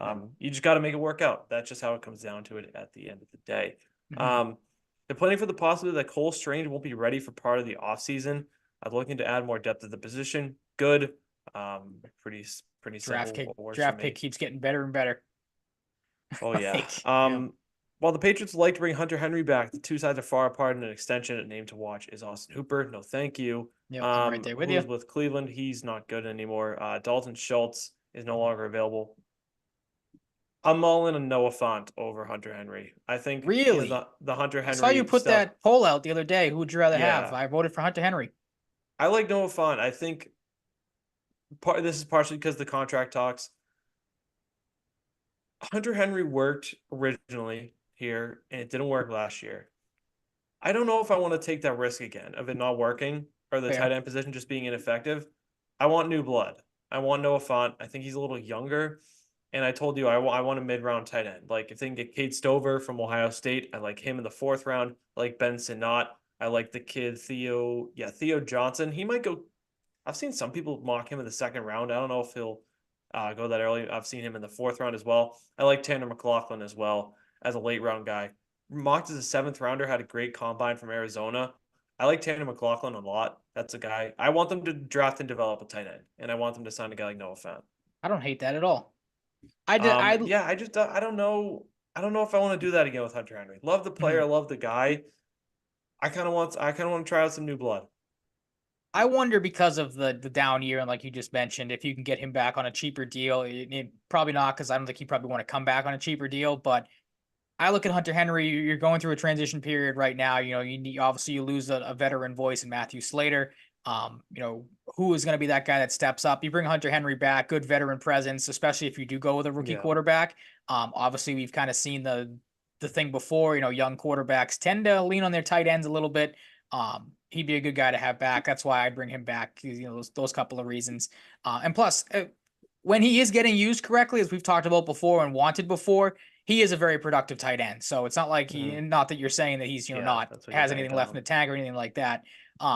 But he is a productive player when he is getting the ball. So, and we saw that last year a couple times too. Zappy tend to lean on him late in the year.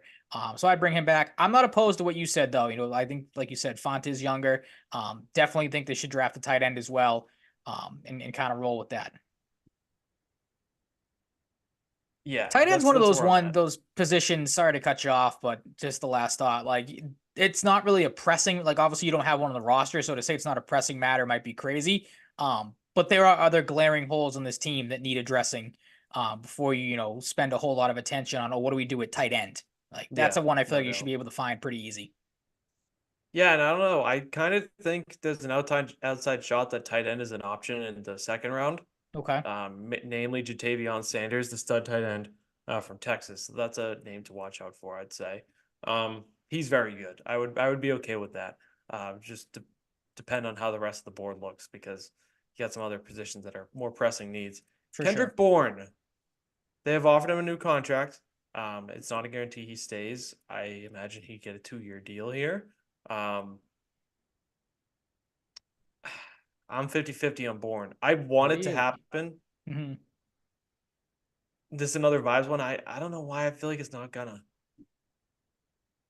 That's I don't know. depressing. Is that just me? Are you like optimistic he's coming back? I mean, the report was it's not great. That I think the report had it that the two sides aren't seeing eye to eye on his market, which is never a good sign there. And maybe he kind of feels the same way that what we just said. How big is the drop off between Calvin Ridley and him? It's a drop off, but Kendrick Bourne, solid player. I think obviously a lot of teams would like to have him. Andrew Callahan had the tweet that said the Bills, Rams, and Jets all could be expected to swoop in and try to get him, which would suck to I see think him he'd be stay a in the division. great wide receiver 3 for the Rams. He would be, yeah. You Great pair him up wide there with receiver 3. Cup and I think he'd be a good wide receiver too. If obviously Gabe Davis is a free agent, you send him to Buffalo and have him and Maybe Gabe Davis is a Stephon Patriots Diggs. option. See, I don't know, like I good like Gabe receiver. Davis. He's boomer bust though, That's mainly because what of I'm how gonna they say used is him. true. Yeah, His bust games were because they wouldn't look for him even look super. his way. Yeah, that's right. And he's a guy that like complaining on social media is fine, but he backed it up with stats that one time. I kind of like that. All right, I yeah, kind of you like better having the yourself stats and and like yeah, these nice breakdowns. Like, dude, like he's fucking serious. Like, yeah. I kind Yep, of it's like not fucking that. around. I mean, Um, I bring Kendrick Bourne back. It kind of I falls in the would same too, category. Hunter Henry, like you need a guy veteran. Who Kendrick Bourne especially if you is trade Parker. absolutely, yeah. If you trade Parker, I mean, you're wide, and you have to deal with another injured Juju year. Like your wide receiver position is already thin to begin with. You lose Bourne, now what is it? Yeah. And plus, like Bourne, I feel like is one of the few guys that Judon falls into the same category too. That actually seems like they enjoy being here. Yes. So Yes. that's and obviously we saw what Kendrick Bourne did for a young rookie quarterback their first year in the league. So you bring in a guy like Daniels, May, Kendrick Bourne's there. Maybe he builds rapport with another young quarterback Yeah. like he did with Mac. Like, And he talks about quarterbacks he likes, to yep, the media. He the word vibes guy gets thrown around the term vibes guy. Sorry, there's a little message on my screen for the chat here off to the side. I don't even know if we're getting chat messages. I heard the Twitter and YouTube chat don't work sometimes. So if you're trying to chat there, I we said apologize. that in last There's show. I'm nothing we pretty can sure really too. Yeah. do Hmm. on our end though. I wish I could, but just can't. We don't run that show. That part of the operation rather. Um, Kendrick Bourne is the definition of a vibes guy, and he's actually For sure. good. Yep.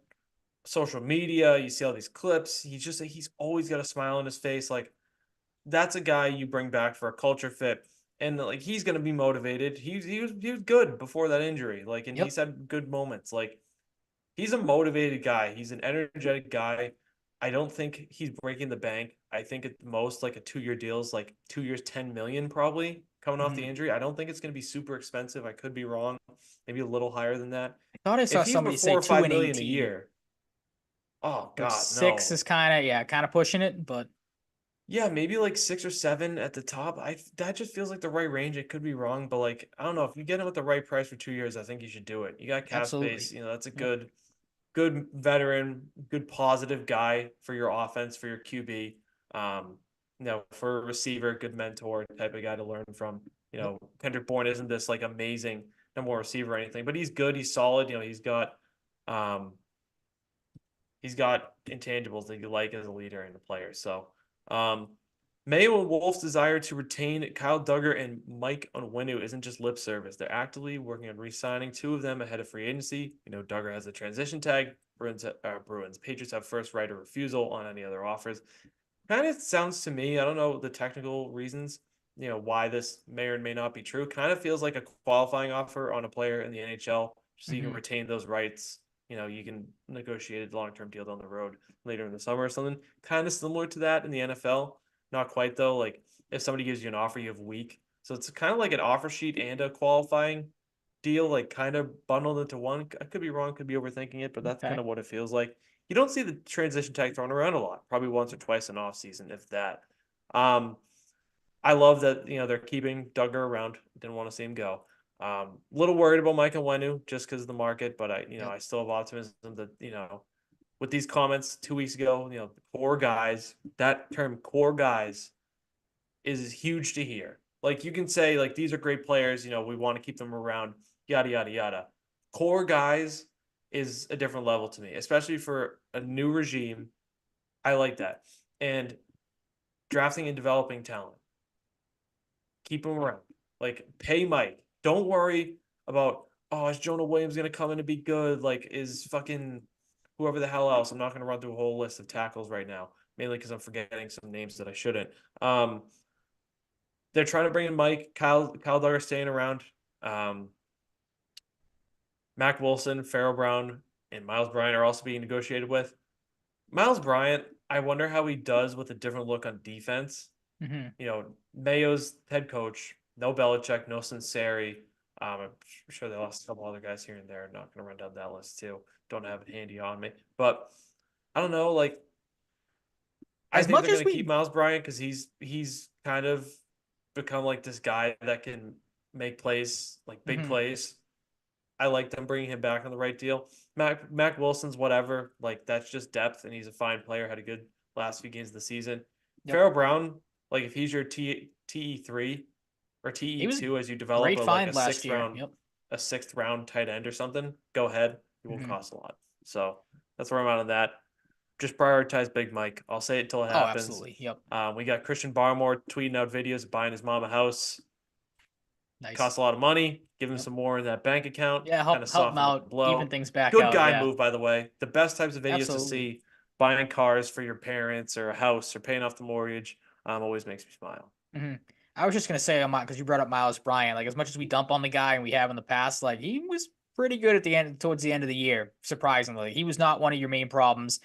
So to bring him back as a depth guy, obviously you'll be getting Christian Gonzalez back to be one of your main corners. Um, I don't know if L'Jarius Sneed is a realistic option. I saw that today that He's maybe a they were due just doing diligence their guy, due it sounds diligence. like. Yup. Which Um, they should do. Absolutely, yeah. It'd be stupid not to. The guy was arguably the best corner in football, right up there last year. Hmm. With how well he played, especially in the playoffs. But yeah, I mean, the three guys you mentioned, like Mac Wilson, kind of in the same boat you are. Like he had his moments last year, but if you lose him, like you should be able to find a linebacker, free agency in the draft that can do what he does. Good player, but not one you'll lose sleep over if he ends up leaving. Obviously, there are teams: Pittsburgh, Arizona, Philly, and the Saints, that were all are reportedly in on Wilson, so it might be a bigger market than you maybe thought for him. But I'm with you, like on Onwenu, kind of in the same boat in the wide receiver market. Like I feel like right tackle is maybe not the strongest free agency. He is definitely the number one option. And then the drop off is probably pretty big between him and the next guy. So that Yeah. scares me a little bit. But like you Yeah, said, Jonah Williams is probably the next best to put in on yeah, the right. They're in mhm, on Tyron Smith, I like that. which I Yep, like, not for the age reason. He's 33, bigger guy. That extra body weight puts a little more tread on the tires, tread on the yep, knees, whatever. But I mean, Tyron Smith has a Hall of Fame resume potentially. Like this is a guy um, that you could sign for 1 or 2 years and be fine. Like maybe a 2 year deal with like an easy opt out if things are falling off or he wants to retire or wants to just go somewhere else if the fit's not right. Look, if you're replacing Trent Brown with Tyron Smith and keeping Michael Wenu or drafting a guy in the second round, perfectly fine with that.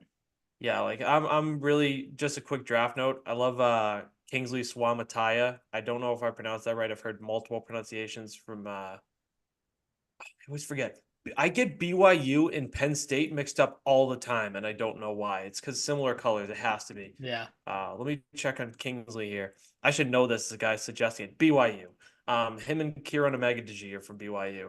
No, he's from Yale. Yale, another one, blue and white. See, I get them mixed up. Why do I do this? Yeah, I like Aren't their Suamataya. logos too That's a all guy I like like to work with. backgrounds, a blue circle Yeah, with a god white damn it. line around? So I can see where you're coming from. I just made myself look like a goon for no fucking It's reason. okay. It happens to the best of us. Hey, not the first time. Mm. Yeah, I don't know. I think they're good options here on the line. I hope they Yeah, nail it. absolutely. Mac Wilson expected to draw interest. I don't remember if you said this or not. I did.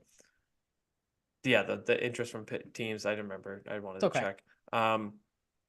Yeah, Tyron Smith talks about him. Jonah Wilson Williams. Um, franchise tag guys. A lot of them expected. Justin Matabike, can't let him go. He's a monster. Had a great year. Brian Burns, the buyer's remorse guy of the list. They could have got a third and two firsts for him a little while back from the Rams. Chose not to. Yikes. Brian Burns, great player. On the other side, don't know if I would have given up that much for him. That seems like a lot, but he's a good young pass rusher that hasn't quite hit his prime, so I get it. Jalen Johnson's on the tag. He's great. I think he's only going to get better.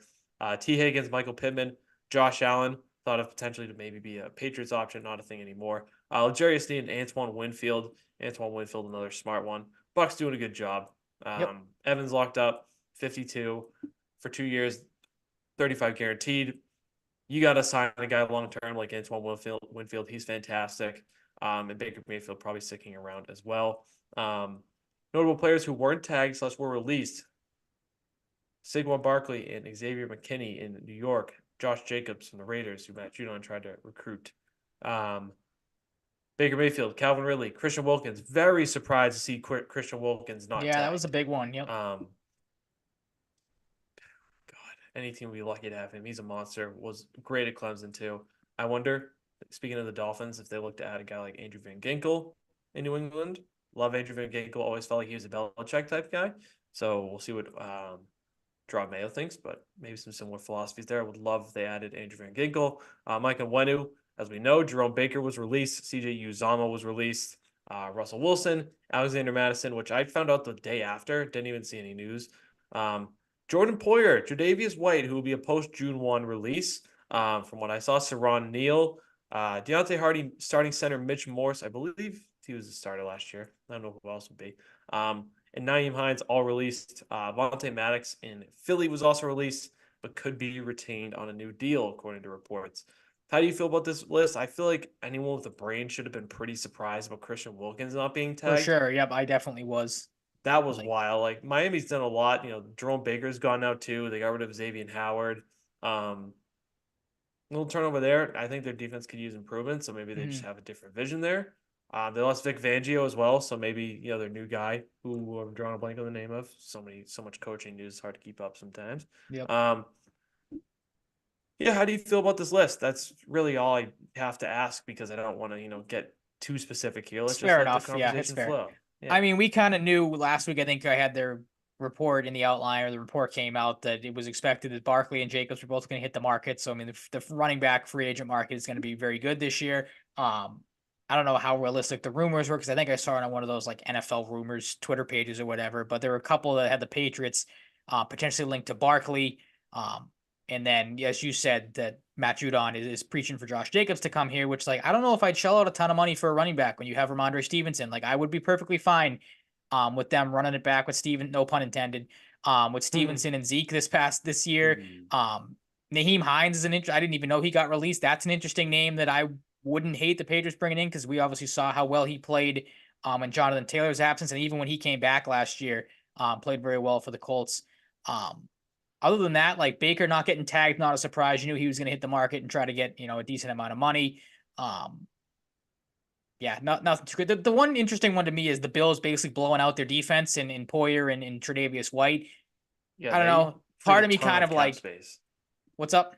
They freed a ton of cap space. True. And then part of me too, like Tre'Davious White always gets hurt, so like I feel like him Mm-hmm. getting kind of shafted here, getting released. But maybe they bring him back on a cheaper deal, something like that. But that is interesting to see what the Bills end up doing. And then you had here too in the outline that Von Miller had his contract renegotiated, so that opened up some cap space for them as well. So they got some money to play with maybe to see if some of these guys come back or what they end up deciding to do in Buffalo. Yeah, I kind of wondered if this is like these like tactical moves to make a run at Snead, but um, I That'd be wonder what the something. Bills cap space situation looks like. Are they trying to get like out of negative territory or what? No, they did just It re-sign Taylor says Rapp. That broke, I think, during the hockey segment. Hit yeah, and they 3 years sold and 14 signed million for Trubisky him. So, too. yeah. Still over the cap has Tre'Davious White and some of these guys still in the books. I wonder if they were trying to get out from under the cap or what, but Maybe. Yeah. doesn't really matter. The cap doesn't really exist in the NFL. If you want to make a big trade work, I'm Cap is sure you crap. can Yep. restructure contracts. We saw the Patriots do it a lot in their prime days to make shit work. Um, Mike Evans, like we said, re-ups with the Bucks. Zach Ertz goes to the Commanders after wanting to go to a contender last year. Must not have had much of a market because this is not a contender. 1 year deal worth up to $5 million. Probably some easily attainable incentives in there, I would imagine. Mitch Trubisky to Buffalo. Taylor Rapp signs for 3 years worth up to $14 million. I think that's pretty good value. I like Taylor Rapp. And Von Miller's contract was renegotiated, opening up $8.645 million. So we'll see what the Bills are cooking. They traded Ryan Bates as well, which is funny because if you watch that old Sunday Conversation video with Caleb Presley, he talked about like his like least favorite lineman or like something about like his lineman or like his least reliable, something like that. I don't remember the clip, and he just goes Ryan Bates. And Ryan Bates used to play for the Bears, so he's back Mhm. in Chicago. Um, this guy we actually talked about the Patriots getting a few years ago. I remember. That's about it for football, though, I think. What about you, Ryan? Yeah, Jane nothing too Daniels crazy. stuff. Apparently, his camp said like he might not want to play in New England. Daniels just simply put the cap emoji. So Yeah, I saw that that the ends reason that. was because of the cold or something stupid like that. It's like, all right, if you believe that, like, I'm sure the guy is gonna, if he goes third overall, will be happy to play wherever, or Yeah, Jaden is a Daniels high is draft from pick. San Bernardino, California, so I guess that would make sense. But Mhm. yeah, like come on, it's kind of nonsense. Yeah, I will say we talked about this. There seems to be belief that Jaden Daniels or JJ McCarthy could go like be the third quarterback. hate that. I would actually cry. Like I really would. I think that would bring me to tears. It can't happen unless you make some crazy trade down to like 11. It can't happen. It can't. He's like the Mac Jones Some team will take him because he falls far enough, hopefully. Don't do it at 3. Just don't. Like, I don't want a guy who's a not super proven passer. Great coaching, helps him too. I think that helped him win. He got carried by a great defense and a great running game. There's too many question marks. The coaching thing isn't really like a knock on him. It's just like part of the equation. Like they don't win that national championship without Jim Harbaugh running the show. That's really just my point. There's too much concern around JJ McCarthy for him to even go in the top 10. I don't even think he's in the top 15 best players in the class. Maybe top 20. I'd have to like actually look into it. But I could safely say I can name 15 players better than JJ McCarthy in this draft. Yeah, I mean the Please draft is don't. never Please don't. the draft is never a sure thing by any means. I mean, you see busts happen all the time, but like when you're drafting third overall, take the surer thing, I guess. Like take the guys that are projected to go up within the top 3, not like again, I'm sure there's a reason why McCarthy is climbing up people's draft boards outside of just Harbaugh saying that he thinks he should be the first Jim quarterback Harbaugh drafted. propaganda. Yeah, exactly. He also he had a good combine, it sounds like, but like he Yep. also had some tough throws, so it depends on the team. Like some teams might hate those bad throws, certain reads, whatever. Some teams might be like, fuck that. I also think it probably comes down I'm to looking one more thing. Go ahead. I'm expecting a team to trade into the top 8 to get him. For him. That's That my wouldn't prediction. surprise me. Yeah.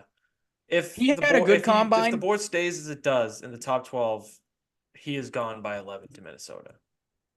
And if not that, he's going to see Denver that happening. Absolutely. He's not getting out of the top 12 the way it is right now. In my opinion. The way it's been going, absolutely not. And that was what I was going to say. Is obviously didn't watch a whole lot of the combine over the weekend. But I think people could argue that the quarterbacks that were in his grouping with him had as bad of a day as he had a good. Like he stood out because I think all the other quarterbacks around him too were not good throwing and doing those drills. So maybe that's something to keep in mind too. There might be a reason why he stood out as much as he reportedly did in that grouping, or however you want to word it. Yeah, I agree. It's like if especially if Drake May's there. I like Jaden Daniels. If Drake May's there and you take fucking JJ McCarthy over him, it's the worst. Oh, I'd rather take a left tackle. I would. I probably would too. I'm right. Yeah, God. I'm right there with you. Because Joe Alt is a freak. 6'8", 322 pounds, great combine. So, it's kind of 322. I feel like he could add some weight to that frame. He's tall. Like he can get a little more weight on that. I think, and just be even bigger monster. Don't think it's a big concern though. The kid's fucking amazing. He's an incredible tackle prospect from all accounts. The Boston Red Sox, Ryan, have likely lost Lucas Giolito for the entirety of the season. They signed CJ Crone a little while back. They're doing stuff. They're still in the mix on Jordan Montgomery. And the most exciting thing, one Brian Bayo might get extended.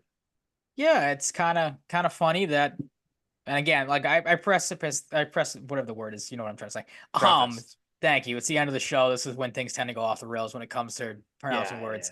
Yeah. I've been there before, believe like me. the Bruins blowing games, you can set your watch to when you and I start fucking up when it comes to speaking at the end of our shows. I wish the best for Lucas Giolito and Vaughn Grissom, who he was the one that started off the injury wagon of not being ready for opening day. So I'm going to say that ahead of time. But what's happening with the Boston Red Sox is absolutely hilarious right now. You could see this coming from a mile away, not this early on, but we've talked about it before. We knew going into the year that you had some needs. You needed to address some things. Getting one starting pitcher was not going to be enough. And now, as Tyler Milliken put it the other day, listening to Zolak and Bertrand, you went from having one pitcher in your rotation to now -1 after trading Chris Sale away and losing Lucas Giolito, probably, as you said, for the entire season. As Jeff Passan had it here for the people that may have missed it, initial imaging showed Boston Red Sox starter Lucas Giolito likely has a partially torn UCL and flexor strain and could miss the entire 2024 season. League sources tell ESPN. Giolito, who signed a 2-year deal with Boston, may need surgery to repair the right elbow damage. To which Boston Strong then had the Red Sox will pay Chris Sale and Lucas Giolito $36.25 million this year, and neither one of them will pitch for them, which is not great. Maz said it the other day on Fellow Maz, this is the most Red Sox thing that could have happened to the Boston Red Sox. You have this happen right in the middle of spring training to two of your quote-unquote biggest additions because again, they weren't really massive additions by any means, but these are two guys that you were probably going to have to lean pretty heavily on. You obviously get Grissom for Chris Sale, who's dominating, by the way, in Braves camp. I don't think he's given up a run yet in the 2 or 3 spring training starts he's had. It is spring training. You do take it with a grain of salt. But when one guy is dominating and one guy is hurt, that tends to, shed an ugly light on the situation there. And Giolito, obviously, the thing that stinks about him, as we talked about it when they signed him, yeah, it wasn't the flashiest signing on the world. The ERA wasn't great. He was horrible last year when it came to, getting guys out and stuff like that. But the one thing you could rely on with Lucas Giolito, and one thing this Red Sox team desperately needed in the rotation, was a guy that could eat up innings, give you right around 180, 200 innings in between there somewhere. And Giolito had been that guy for his career. Now he's hurt. Now you don't know where those innings are going to come from. Apparently, you had Craig Breslow the other day said that Cooper Criswell might be in the mix to make the starting rotation. He got lit up today in his start, so that's off to a good performance there. Shocker, I know. I see the look on your face. Like you signed for $1 million. Yep, is going to be potentially your number 5 starter. That's your guy. Mm-hmm. Well, there was a tweet. I think I sent it to you. But this Jordan Leandre on Twitter had the perfect tweet to sum up the Red Sox offseason and potentially what this team could look like. He said that almost the entire Red Sox offseason might not be on the opening day roster. For the people that forget, because there's a lot of minor league signings on this that I will run through very quickly, what the current situation of the Red Sox offseason additions are. As we said, Vaughn Grissom and Lucas Giolito both not going to be ready for opening day. With Vaughn Grissom with a groin strain, and Giolito may need Tommy John surgery. Liam Hendriks, as we know, is recovering from Tommy John surgery, so he may not pitch at all this year. If he does, probably won't be back until the trade deadline, right around the All-Star break. TJ Crone, as you mentioned, is on a minor league deal. He'll have to make camp for that deal to obviously break through. Same thing with Roberto Perez. He's on a minor league deal. Greg Weissert, AAA depth, as they have, as Jordan has here in this tweet. Justin Slayton's a Rule 5 draft pick, so there's no guarantee he makes the opening day roster. Tyler O'Neill right now is the only safe guy at the moment. Obviously, he was traded for to be probably your starting left fielder. Isaiah Campbell, he might be safe as well. Reliever they traded for from Seattle, I believe it was. And then the AAA depth of Cooper Criswell, Mark Contreras, Romy Gonzalez, Taylor Heineman, Mark Kolasveri, had to look up who that even was, Jamie Westbrook, Joe Dunnan, who I didn't even know they signed or who that even is, all AAA depth options. And as we know, Michael Fulmer, to round out the list, is already out for the entire year as he recovers from an injury. So that, again, is a recap of your Red Sox offseason, and maybe 1 or 2 of those guys, maybe 3, if Slayton makes it as a Rule 5 guy, potentially 1 to 3 guys on our opening day roster. That is a Oakland Athletics, Kansas City Royals type of offseason right there for the people that may have forgotten or may want to push that to the back of your mind. And that is what your Boston Red Sox are dealing with. And as you mentioned, they might still be in the mix for Jordan Montgomery. The way I look at it is, if they weren't going to sign him with Giolito before, they're not going to sign him now, because this is the perfect thing for John Henry and the Red Sox front office ownership group to sit there and go, well, we did bring a guy in. We tried, exactly. He got hurt 2 weeks into spring training. Some of you will believe us in the legitimacy of that statement.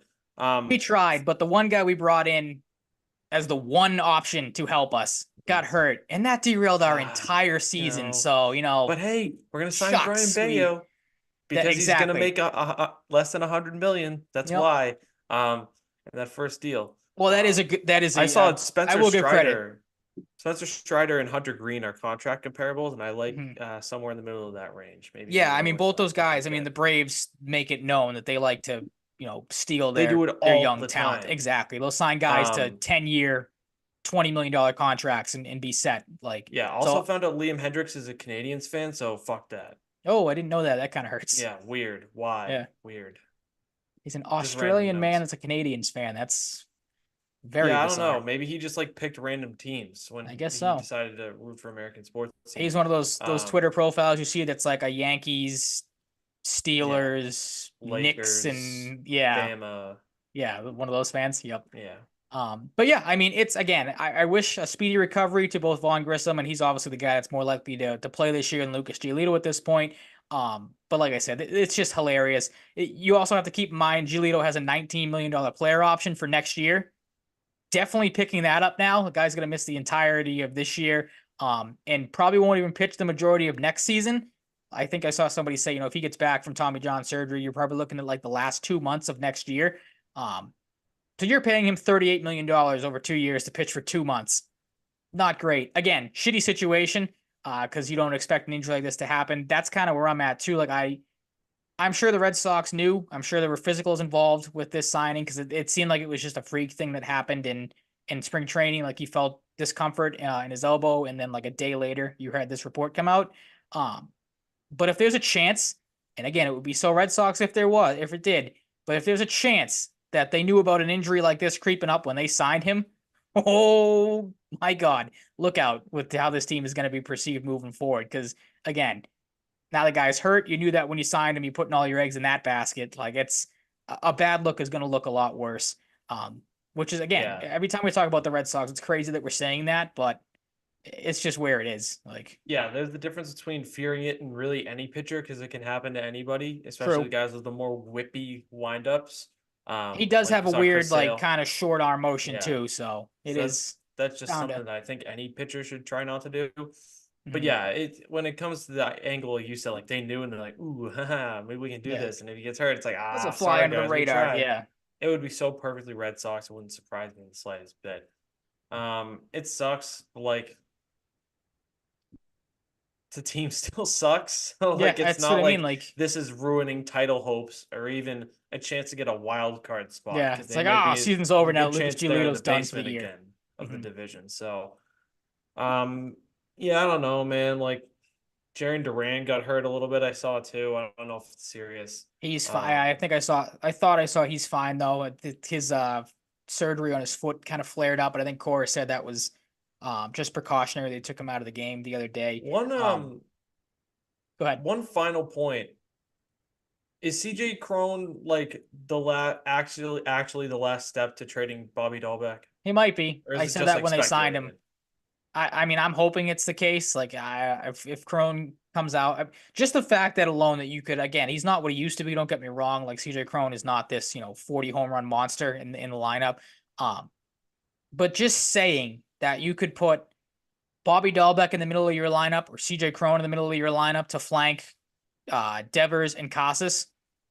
Yeah, What are we CJ doing here? Crone. Like, it's an obvious I choice. saw Again, too.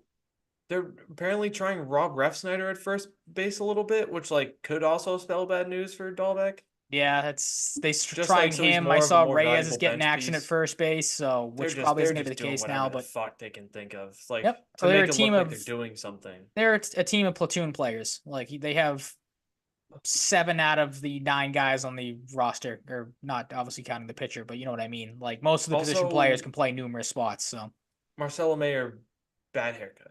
absolutely. Thought the Bad same thing when I haircut. saw it the other day. And it was Roman Anthony. We blame Roman Anthony for that because I think he was the one that either said get a whiffle or get a buzz cut, or actually That's was the not one even a that gave him whiffle. that. So That'd be Roman Anthony doesn't know what a whiffle is. If yeah, that's a I may whiffle, have. I got plenty of whiffles when I was a kid. That was my Yep. go-to haircut when I was a kid. So I know what a whiffle looks like, I think brother. that was every kid's Um, go. It was mine as well. well, Um, why do that to your nice hair you had? beats me. Come on, buddy. I mean, Bad Tristan choice there. Cassius, like what's Tristan Cassius looks like a moron with his I told haircut. you every time I see a video or picture of him, he's got some new hairstyle or some new beard style, which it's like again to each their own, but like it's just kind of funny. God, I Maybe wish I that's had the the confidence with my hair that they do. On my hair, I get the same haircut every time. I trim yep, my beard a couple times a right there with you. week, trim the little wispy hairs that are hanging Maybe out. that'll be the I don't thing have to the balls to do watch. anything like that. No, maybe that'll be the thing to watch with the Boston Red Sox this year is will Marcelo Mayer get his flow back at some point, and what hairstyle will Tristan Casas have from month to month? Because This Lord is coming knows from there's not going to be a somebody. whole lot else to This watch. is coming from somebody who's got multiple mohawks in my life and avatar arrows shaved into my head. So, yeah, you know, That is unfortunate. state tournament, weird haircuts. You know, back in the That day. makes sense. So. You ever dye your hair blonde? Like, because that's a hockey Yeah, thing, right? every Okay. year, yeah, All yeah. right. Gotcha. Painful to bleach your hair. Painful, itchy. First time painful, last few times itchy. Annoying experience. Wouldn't know. Couldn't Wouldn't experience it. recommend. All Wouldn't right. recommend. That's about it. Unless you have anything else to add. No, I mean, just we kind of touched on it a little bit with the Montgomery stuff, but like again, to a normal GM, normal team, an injury like this for Giolito, would you'd sit there and go, okay, well now we have to go out and get a starter, and it's obviously good for Montgomery's case. I know we dumped on Boris last week for wanting too much money, but this is what he waits for. Like somebody is bound to go down in spring training. Now you're going to Hmm. see Montgomery's price tag jump up tremendously, which it will, and rightfully so, because teams are, or Red Sox, if they were serious about signing somebody, would probably go after him. But a name that I saw come up the other day that I completely forgot was even still available. I was kind of surprised he hasn't signed yet. Like if you're not going to go out and get a Jordan Montgomery, like Michael Lorenzen's out there. I know he's not the flashiest of names. I can't remember how he ended up doing down the stretch of Philadelphia. I know he had the no hitter or the perfect game, whatever it was. Um, that's a guy you should be able to get cheap. Like he's not going to break the bank. If you need someone to eat innings or just be not Cooper Criswell as your number 5 starter, like that should be easy. That should be your incentive right there, man. Yeah, And hey, if you absolutely. suck, somebody will take Michael Lorenzen at the deadline. Well, that was kind of the thing I was hoping for with Giolito if they stunk. Yeah. Like there goes one of your trade assets now out the window. Again, unfortunate. But yeah, I mean it's coming up all Red Sox now for them. Now they have even more of an excuse to throw Whitlock in the rotation and keep Houck in the rotation. And roll with 5 young, I don't want to say unproven guys because there's been some guys that have, had some major league innings. But again, it's back to a rotation, not with Giolito to begin with, that was going to strike a whole lot of fear into opposing teams. But now with him out again, your innings eater, you're right back to where you were last year, minus Chris Sale. At least with Chris Sale out there or on the team, you kind of maybe had some hope that. And I'm not saying Yeah. this is like, oh, you never should have traded Chris Sale, but like there was a hope of like, all right, you have a veteran major league caliber starter who, if right, is going to go out there and pitch every 5th day for you. Now without Yeah. Giolito, you don't have that anymore. Yeah, at this rate in the pitching staff, you're just hoping for Bayo to keep going. Maybe this ends up, opening up an opportunity for Tanner Houck to become the guy you're hoping for, and maybe Cutter Crawford takes a step. Those are 3 guys I'm looking at. So, Yeah, absolutely. that's about You it. kind of forget Pavetta's there. Like, it wouldn't surprise me if Yeah, Pavetta's now your opening I day think starter Pavetta because is what Giolito's he done. is. But that's exactly I'm the not gonna case. make those Like, bold predictions like I did that one time yeah, with him that went very poorly, mhm, to my knowledge, if my memory serves. But yeah, I mean the Red Sox, just a boring team. So, absolutely. I think that's going to wrap it up. I saw an interesting bit of news that apparently the Ryan Johansson inclusion in the Shaw Walker trade is because there's a little tension in the locker room. Maybe it was after Devin Tays called out some guys that aren't working hard enough. Maybe he just wasn't a good locker room fit. He won't be a better locker room fit with old friend Torts in Philly, I guess. So, No, they're hoping somebody takes the last 2 years of that contract at $4 million per on waivers. Wouldn't count on it. Wouldn't count on Ryan Johansson even reporting to the AHL. Can't believe Evgeny Kuznetsov even did. He makes a $7.8 million player reports to the AHL. Couldn't believe he did that. Highest paid player in AHL history. Little ramble there at the end. Thank you so much for listening. Episode 183 of the Salvaggio and Cratty Sports Podcast, or Salvaggio and Cratty. I'm still not fully used to saying Salvaggio and Cratty. Bear with me here. You can find us wherever you find your podcast. You're going to see more trade deadline coverage from me coming up on TikTok. We'll see some draft stuff in the off season. All this stuff. I'm gonna be more active on the TikTok. Is what I'm saying. Please tune in. Got some good views in that last one yesterday. First post in a while. So thank you. Any new listeners that may have seen us for the first time there, welcome. We're available wherever you find your podcasts. We're available on Twitch and YouTube. Look at Full Press Coverage. You can also download the app. Full Press Coverage free in the App Store. You can follow us on Twitter at Mike_Cratty. Last name Cratty. Ryan_Salvaggio, and the show at Sal and Cratty Pod. We'll see you next week. Trade deadline, maybe some NFL stuff, some big news, more and more on top of that. I will see you then. Stay safe, stay healthy, be nice people, all that good stuff. We'll talk to you later. And if you're on spring break, enjoy it. Peace out.